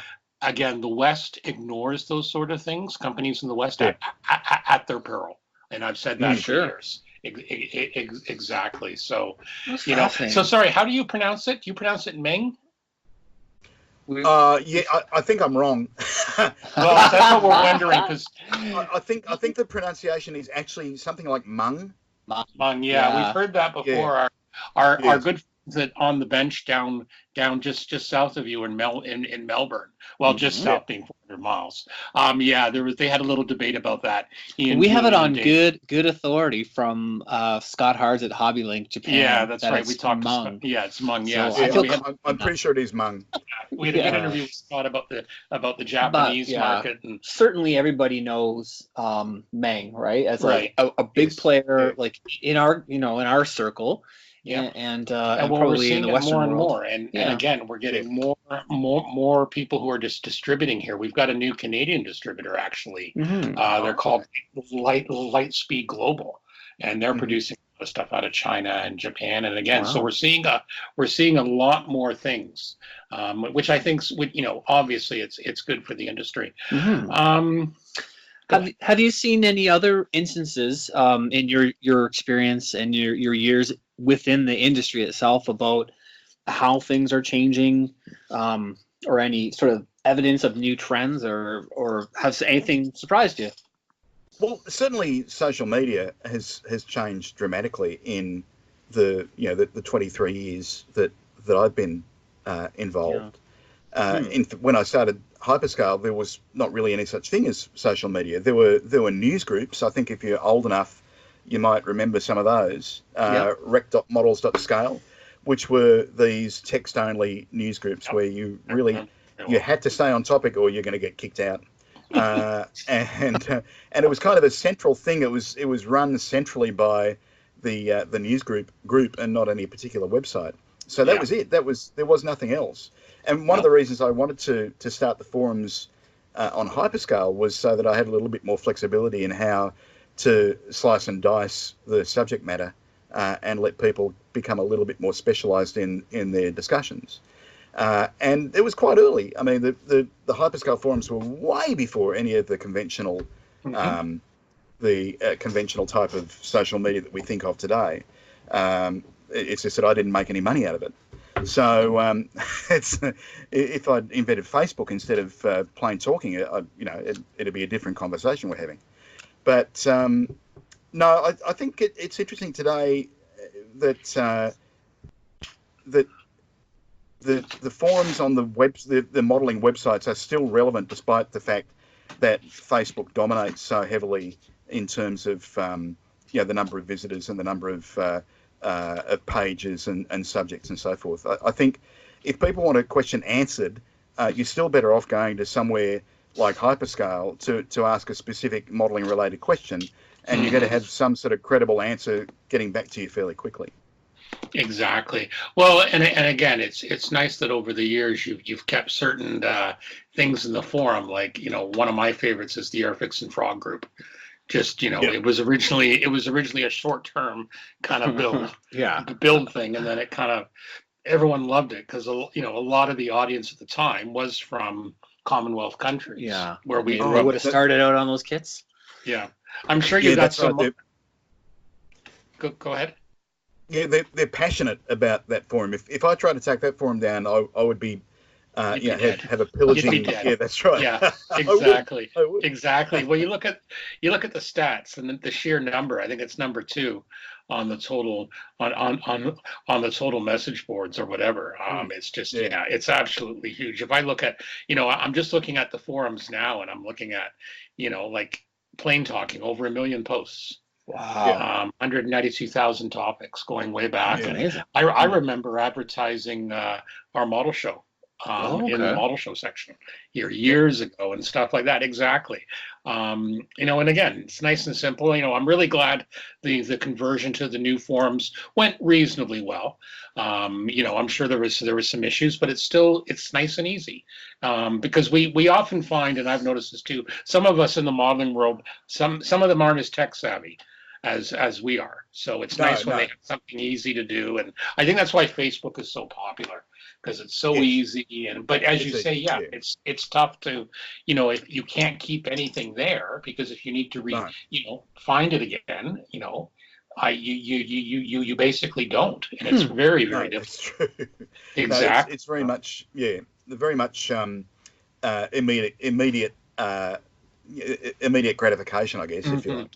Would you happen to know, and I'm just, again, this is more the nerd in me talking, how much space is like all this content now taking up on your web servers? I haven't looked recently, but it's quite a lot. It is quite a lot. I can just imagine with the photos. There's and so much graphic content. Yeah, the graphic content over 23 years is massive. Yeah. Yeah, exactly. I can just imagine. I'm actually looking at an alternative gallery presentation right now. It's been quite a while since I've been using the gallery system that I've got on Dreamweaver, and the same company has a new more flexible sort of gallery presentation. So there might be some minor changes, hopefully improvement. So you're basically using, for the geeks, you're basically using Dreamweaver these days to manage things? Yes, I've been using Dreamweaver for quite a while now. I used that after Front Page, more than 15 years, I would say. And I've got a few plugins that I use on Dreamweaver for galleries and the sorts of things that it won't do in its native form. Well, again, one of the things we can say is that it loads very quickly, no matter where we are in the world. And it does well. You have your YouTube channel. You've had some long-standing sponsors over the years. So again, go ahead. It's the only way that it can keep going. It's fantastic. The sponsors that I have, Squadron, Lucky Model, Edward, Hannants, have been fantastic, great support over the years and decades in some cases. Exactly. Yeah. No, I'm thinking Squadron, for example. They've been They've been a long one. Hannon's has been a long one. One of my Yep. one of the more dangerous stores when the pounds and the Canadian dollar Yes. are right. That's right. Yeah, always bad. I always remember. Have you made? Did you ever make it over to Hannon's in the UK? Yes, I did. I've been to their head office there in East Anglia. Yeah, very impressive. Oh, I always remember I went about 10 years ago when they still had the store by the station in Colin. Yep, in Collindale. Yeah, that's still there as well. Yeah. Yeah, they've moved it since. It's been moved, but I always remember going in there, and I wasn't called. The number of times I was called sir. Very civilized, very polite. It was quite funny. You almost want to say, "Don't call me sir. I work for a living." But no, it was it was great. Wonderful store, wonderful staff, and I get their several times a week newsletter with what's new, and again, it's always good to see. And I always notice the ads. Like I'm just looking at your forum now, and they talk about ICM's 1/32 scale Gladiator Mark One. They have that one there, for example. So just fabulous stuff, and it's good when you have the industry. Okay, so we're gonna start to wrap this up. Sure. So we always ask the same two questions of all of our guests. So the first one is, take a guess of where you think the hobby might be in 5 to 10 years. Oh boy, there's an interesting question. I think there'll be a lot more self-printed accessories and kits. Okay. So I think we'll basically get to a stage where we'll be able to go online. We'll be able to choose a kit. We'll be able to choose the options, the variants, the level of detail. We'll be able to essentially push a button and get that printed as a one-off, either in some sort of a central processing facility, a factory somewhere, or maybe even a printer that's sitting on your desk. Mm-hmm. So I can see a lot more specific design it yourself almost modeling that will happen over that sort of relatively short period. Right. Okay. Yeah, I think 3D printing, it's amazing on how far along it's come. Yes. Exactly. So, all right. And our very last question, which we always ask, Anthony, what's on your bench? Currently. What's on my bench? What are you working on right now? Right at the moment, I have at the painting stage the Eduard Focke-Wulf 190 A8R2. The Sternbock, the bomber killer version of the Focke-Wulf 190 A8. Great kit, really, really good kit. I'm just building it out of the box. I wanted to do a couple of dogfight double articles for MIM, and I thought that I would do this and an American bomber, maybe the Monogram Marauder. Mm-hmm. So this is the first leg of that particular dogfight double. Very cool. Excellent. Very cool. Okay. So we're basically gonna wrap this up. We really appreciate you coming on the Scale Model Podcast, Brett. Again, I know you've been an inspiration for both myself and I know quite a few other people of our listeners and stuff like that. And if you ever get back to Hamilton or Toronto or that area, I will definitely try and make the effort to get to see you, and I'll buy you a beer. Thank you very much, Anthony. I would love to get back there. Stuart, sorry. That's okay. Fantastic place. Yeah, no, and I know I couldn't make it that year due to other reasons, but I know you had a great audience, and Alan and the Heritage Con team really took care of you, and it was, I think it was fantastic. So at some point, and if we ever get if we ever get down to Sydney Way, we'll certainly make sure we look you up. Yeah. Please do. Yes, indeed. Okay, so Wonderful. Is there anything else you want to mention about? Feel free to plug something else about Hyperscale or anything else before we leave. Oh, no, just we're still here, and hopefully we'll be here for a long time to come. So keep on coming around. If you've got questions, if you've got comments on kits, then feel free to use the forums. And if you're having problems getting online, you can always drop me a note. Exactly. Right. Yeah. Yeah. What no, a you've got wonderful all resource. all the links there. It's a fantastic resource. Yeah, excellent. So, okay, Brett, thank you very much. Thanks. Thanks, Stuart. We'll talk to you soon. Okay. All right. That was an absolutely great interview with Brett. Yeah, how illuminating. Yeah, we really enjoyed doing that. We did that a couple nights ago. It was Saturday around noon over there, and Friday night for us. And Yeah. we had very hot days. We were talking about a little bit about the fires and that. So, but yeah, we're really enjoying that. Okay, moving on to talking tools. The original one we wanted to go to got preempted by Mr. Goodman. Yeah. Oh yeah. Because Goodman found something that was very nice, and I'm just going to turn it over to him and let Sure. him yap. So today's talking tools is the Tamiya Fine Surface Primer. In a rattle can. It's a spray can. It's a spray can. So I haven't tried this yet. They've been around for a while. Probably a lot of people are familiar with these. These are awesome. So, I mean, I've been priming with my airbrush, like, you know what I mean, for the past 5, 6, whatever, 10 years. And really hadn't thought about why would I bother with a spray can. But for the Musaru Cup Challenge, I just You had to up your game. I'd heard about, well, yeah, of course. But I've heard about a lot of car builders sticking with rattle cans just for the ease of painting. And I thought, all right, I'll see what that's all about. But I've heard also great things about these Tamiya, about that primer. So I went and grabbed a can. It is really fine. It's awesome. It comes out beautifully. I always warm my cans up. And Oh, really? Okay. I do.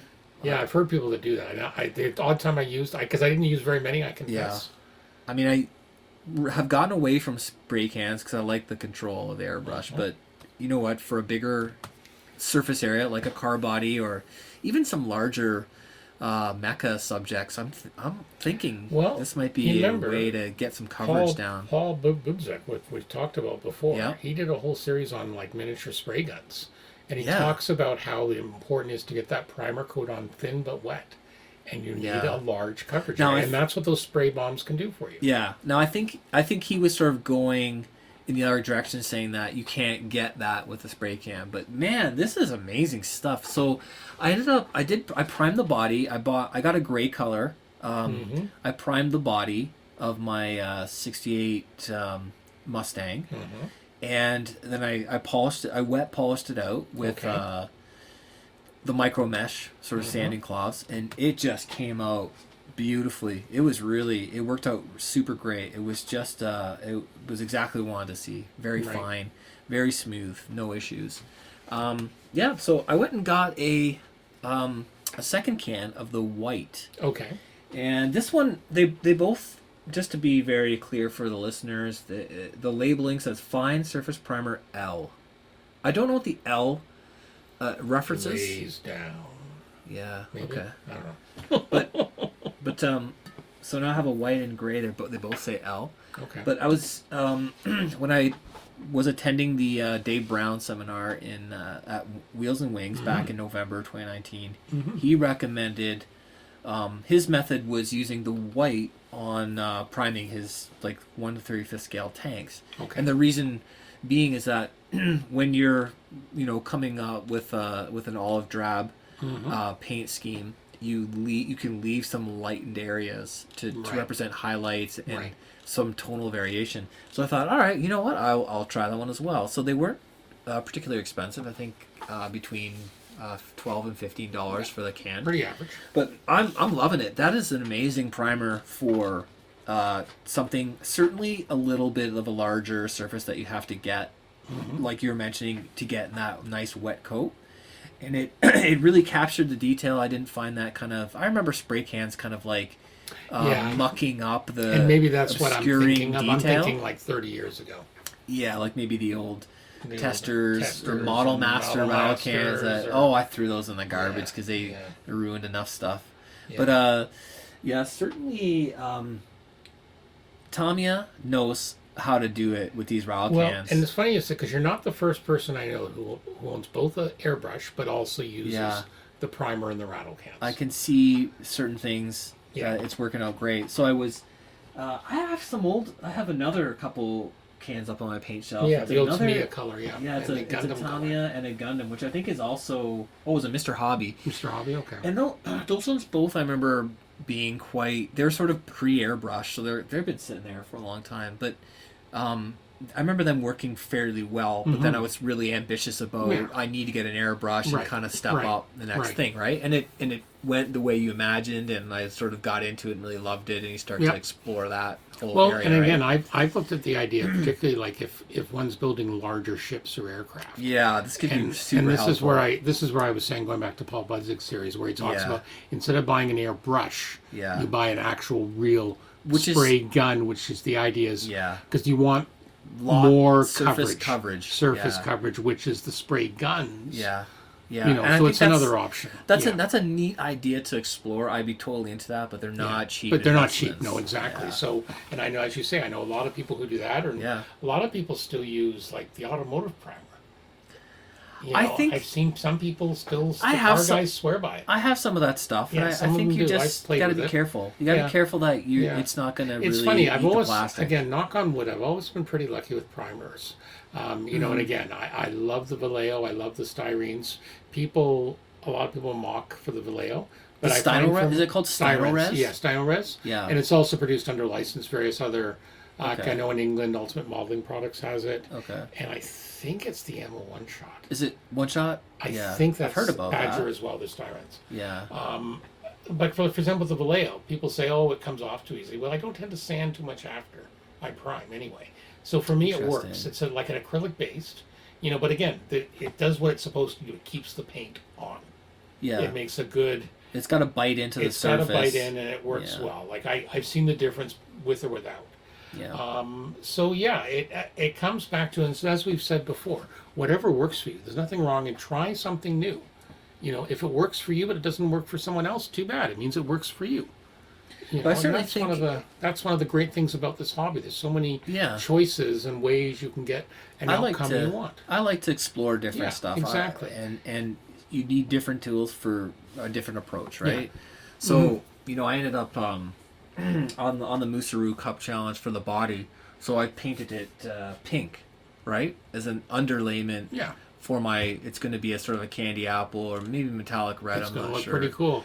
So the pink is to brighten up the red, right? And I had to airbrush that. That was I used Tamiya X17, and it just I don't think I cleaned my airbrush very well. There's just more like dust and little particles, and like I have to go back and buff it again really well. And I just didn't get that with the actual Just comes the down. spray Yeah, can of- exactly. of well, I Tamiya saw the primer. primed one when you did it. Yeah, it was really it looked nice. really, and I really think good. I had really polished it up before I showed it to Yeah, you. yeah. But so now I'm just back to where I got to work this over again and buff it out. But there was a couple spots where I don't know if dust just fell on it as I was doing it. What I we'll was do like, is we'll take a picture because Yeah. you know, now remember, Ian, Dave, and Julian. This is still a work in progress. You know, so we'll take a picture. There you go. One more. There you go. You know what? It's nicely. It's not bad first. yeah. So I started to buff A little out bit of buffing. the top, and then interesting. I sand a lot after painting. Yeah, and it's again uh, different people, different techniques. yeah. Like we were talking about with Tamiya people's lacquer process. paints. You know, I'm sure it's a great product, but myself, because of between my wife's asthma and just I don't want to, do it. Yeah. But again, other people love it and they No. use it, and that's great. I will caution about using this can. So I have this spray booth right in front of me, and I can reach over and turn it on, and it's Yeah. got a pretty good fan on it. Right. And when you use that spray can, it puts a lot of Yeah, it's you've gotta material watch- in the air. Have an air mask or something. And on. it really absolutely. I would not be using that in this model Closed, shop well ventilated, without and it. have a respirator. Yeah, I mean, I ideally. really should even because Yeah, because otherwise you're going to get brain damage just like Anthony has. yeah, So he's every inhaled day too is much of it. another cell. It's another cell, dude. But with that, bearing that in mind, using a fan and probably or I guess outside. But see, I don't like to do stuff outside I know. We got a because garage. it's dusty or You got a garage. yeah. But the lighting is so poor that Is it You stick a deterrent? spotlight there and Yeah, something. I You got could. no, I don't have a garage, so yeah. But anyway, awesome product. It works really well. It comes out smooth, and then if you spend a few minutes, sort of with a wet polish, you get a great finish. It's really fantastic. So it could be, I think it's going to be very useful for larger areas where I want to get that wet coat and then be able to buff it out. So I was very excited about that. Cool. So so there you go. You see how excited he is, kids? Super excited. He's super excited. He's Pumped. also super excited about our Moosearoo Cup. Yeah. Now I got to find him a decent respirator because I forgot that he hadn't got one yet. Oh, I've got one. You got to use it.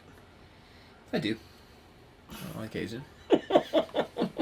Use it. But I more. use my fan. I know the fan helps, but as we quite talked about, we do diligently. Yeah, we do talk about. We do try and promote safety here at the Scale Model. We really should. podcast. Yeah, we should. Always something to pay attention to because these are the kind of effects that. It's something I got. I think I got a 3M one. I'm just trying to see if I can find one here. Yeah. I got one. It wasn't terribly expensive, and No. the secret is you got to have it. It's got to be comfortable. And I found at your fingertips, Yeah, because if it's and too mine's- hard, you won't no. do it, right? I keep it beside my magnifier, it's Ready to beside the go. spray booth, Yeah, and even when I'm painting like that's the way. acrylics now, I still All of it is everything, particulate matter that can everything. get in your lungs, yeah, right? and it's not that big a deal Yeah. to do, and it's Well, it's actually, one of those things you do it 5 times, and then you start. It's a habit. It And becomes that's a what I do. habit, and you And that's forget what I it's. do now. Yeah, And it's when you that's what forget it's I- an issue. Yeah, and again, as you say, have it close by, Yeah, and you'll be fine. but So- nothing beats the fan. I know it's a bit. Oh, I know. more You of need an the fan investment, too. But Yep, you it's need- worth saving up for. You need the fan as well, and you can get, respirators are like, you can get like disposable ones from like Yeah. $8. I got one with proper cartridges and that. I'll have to find it again and find the link for it. But yeah, it's one of those investment things that would cost you $40. $40 Canadian. Yeah, it's Then your health, right? It's your health, and it lasts like a long time. I think I've had I don't paint a lot, but I think I've replaced the cartridges once so far, so it hasn't been too Mm-hmm. bad. Okay, so that is talking tools. Now we were talking about what's on the bench. So Yeah. I've had a lot of time. Managed to get a little bit of time in on the Hawk from Space 1999.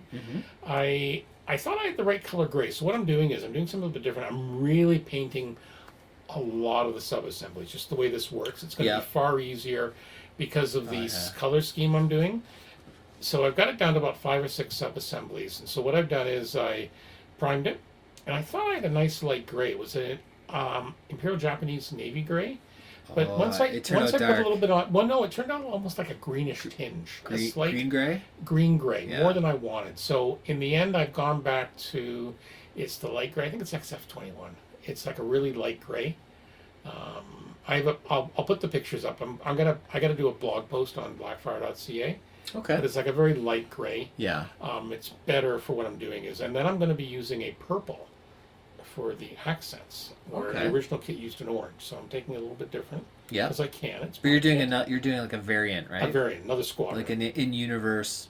Yeah, so like they Yeah. had 2 schemes. They had one that was all like a white gray, Yeah. and then they had the one that you saw on the TV show, which was an orange and gray. This one I'm going to do purple and gray, different Yeah. squadron. That's Yeah. what I'm going to So it'd be like interpret an it. yeah. We call Yeah. that. I would say that's like an in-universe. Like it's another ship in the same world Sort of idea, with just a different belonging crew, to a different name. unit, different. Is it a unit. different name? Nope, still the Hawk. It would still be the Hawk. Like they Is Hawk really- the type or the ship name? the Hawk was the type. It was a Mark 9 Hawk. Okay. They really didn't go through a lot of detail, like for that particular episode. Yeah. It was supposed to be fleshed out much later, and it just never happened. Yeah. XF-19, Sky Gray. That's what I'm Oh, using. okay. So it's they never really fleshed it out, but it was like the fighter version of the Eagle, Oh, okay. sort of thing, Yeah. and you can see that there.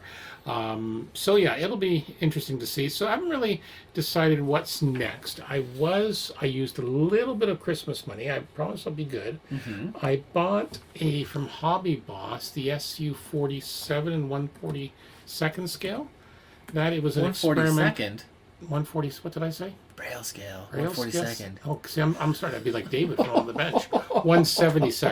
It's a 1/72. Sukhoi SU-47. Oh, you said you wouldn't buy any more 72nd. I know. This is what I said. World War II. And this was $20. It was a good deal, and it It was. was a good deal. Yeah, this is Nobody will the. see it. This is the one. It looks very, very futuristic. Oh man, Yeah, it's the reverse Firefox. wings. Yeah, kind of. Well, not the Firefox, No, but it's no, no. reversed. I've always liked the look of Yeah. it. I could do a what. It if, is so. a very cool. It was $20, Yeah. so I couldn't go wrong. couldn't go wrong. I couldn't go wrong. So I did do that, but other than that, I was good. So that's what's happened with me. What about you on the bench? Well, like we were just talking about, really trying to get the Musaru Cup Challenge. I'm feeling the pressure. The deadline's coming up. Yes. Oh, I should say here on the air, I actually haven't emailed Alan yet, but Alan's, who is Alan Merrill, our very gracious host at IPMS Hamilton, He'll be our who's made judge. arrangements. He's made arrangements for the museum where we're going to do the podcast in early February. Yeah, Alan, you're going to have to judge which one's better. He's going to be judge, jury, and executioner. Yeah. Let the bribing begin. No, it's all in good fun, because I know David said he's going to bring up their coming for you, Musaru. Ian. They're going to bring up Ian's Gundam. Good. Up to I Hamilton. look We're going to forward to have it seeing that it. day. So we should have some announcements fairly soon. Looks like it's going to be on February. I'm going to screw this up now. aren't I? First at the Warplane Heritage Museum in Hamilton. Yeah. I think we're going to start recording around 2:00, but we are going to be there early. We'll give David a tour Yeah. and all that. I got to it'd send be some great to details.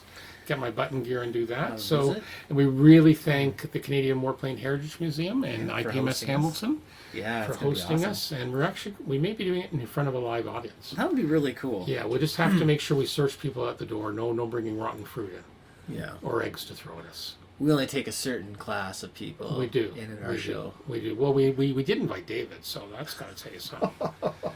Certain class of Aussie too, and all that. So Yes. no, we're looking forward to seeing him as well. So Yeah. that'll be good. So okay, so that's it there. I didn't have any sites and tips this week. That's fine. We'll pick one next week. So Sure. don't forget to subscribe. Let us know if you have any comments or suggestions. Send those photos in. We love photos. ScaleModelPodcast@gmail.com. We have the Facebook page. You can find us wherever fine quality podcasts can be found, roughly bi-weekly. We also have the YouTube channel and, of course, the website, scalemodelpodcast.com, where you can get all the show notes, which we're often referencing. We also have the Facebook page at facebook.com/scalemodelpodcast. And we did talk earlier about the Patreon page at patreon.com/scalemodelpodcast. So for episode 37, my name is Stuart Clark. I'm Anthony Goodman. Thank you and be well.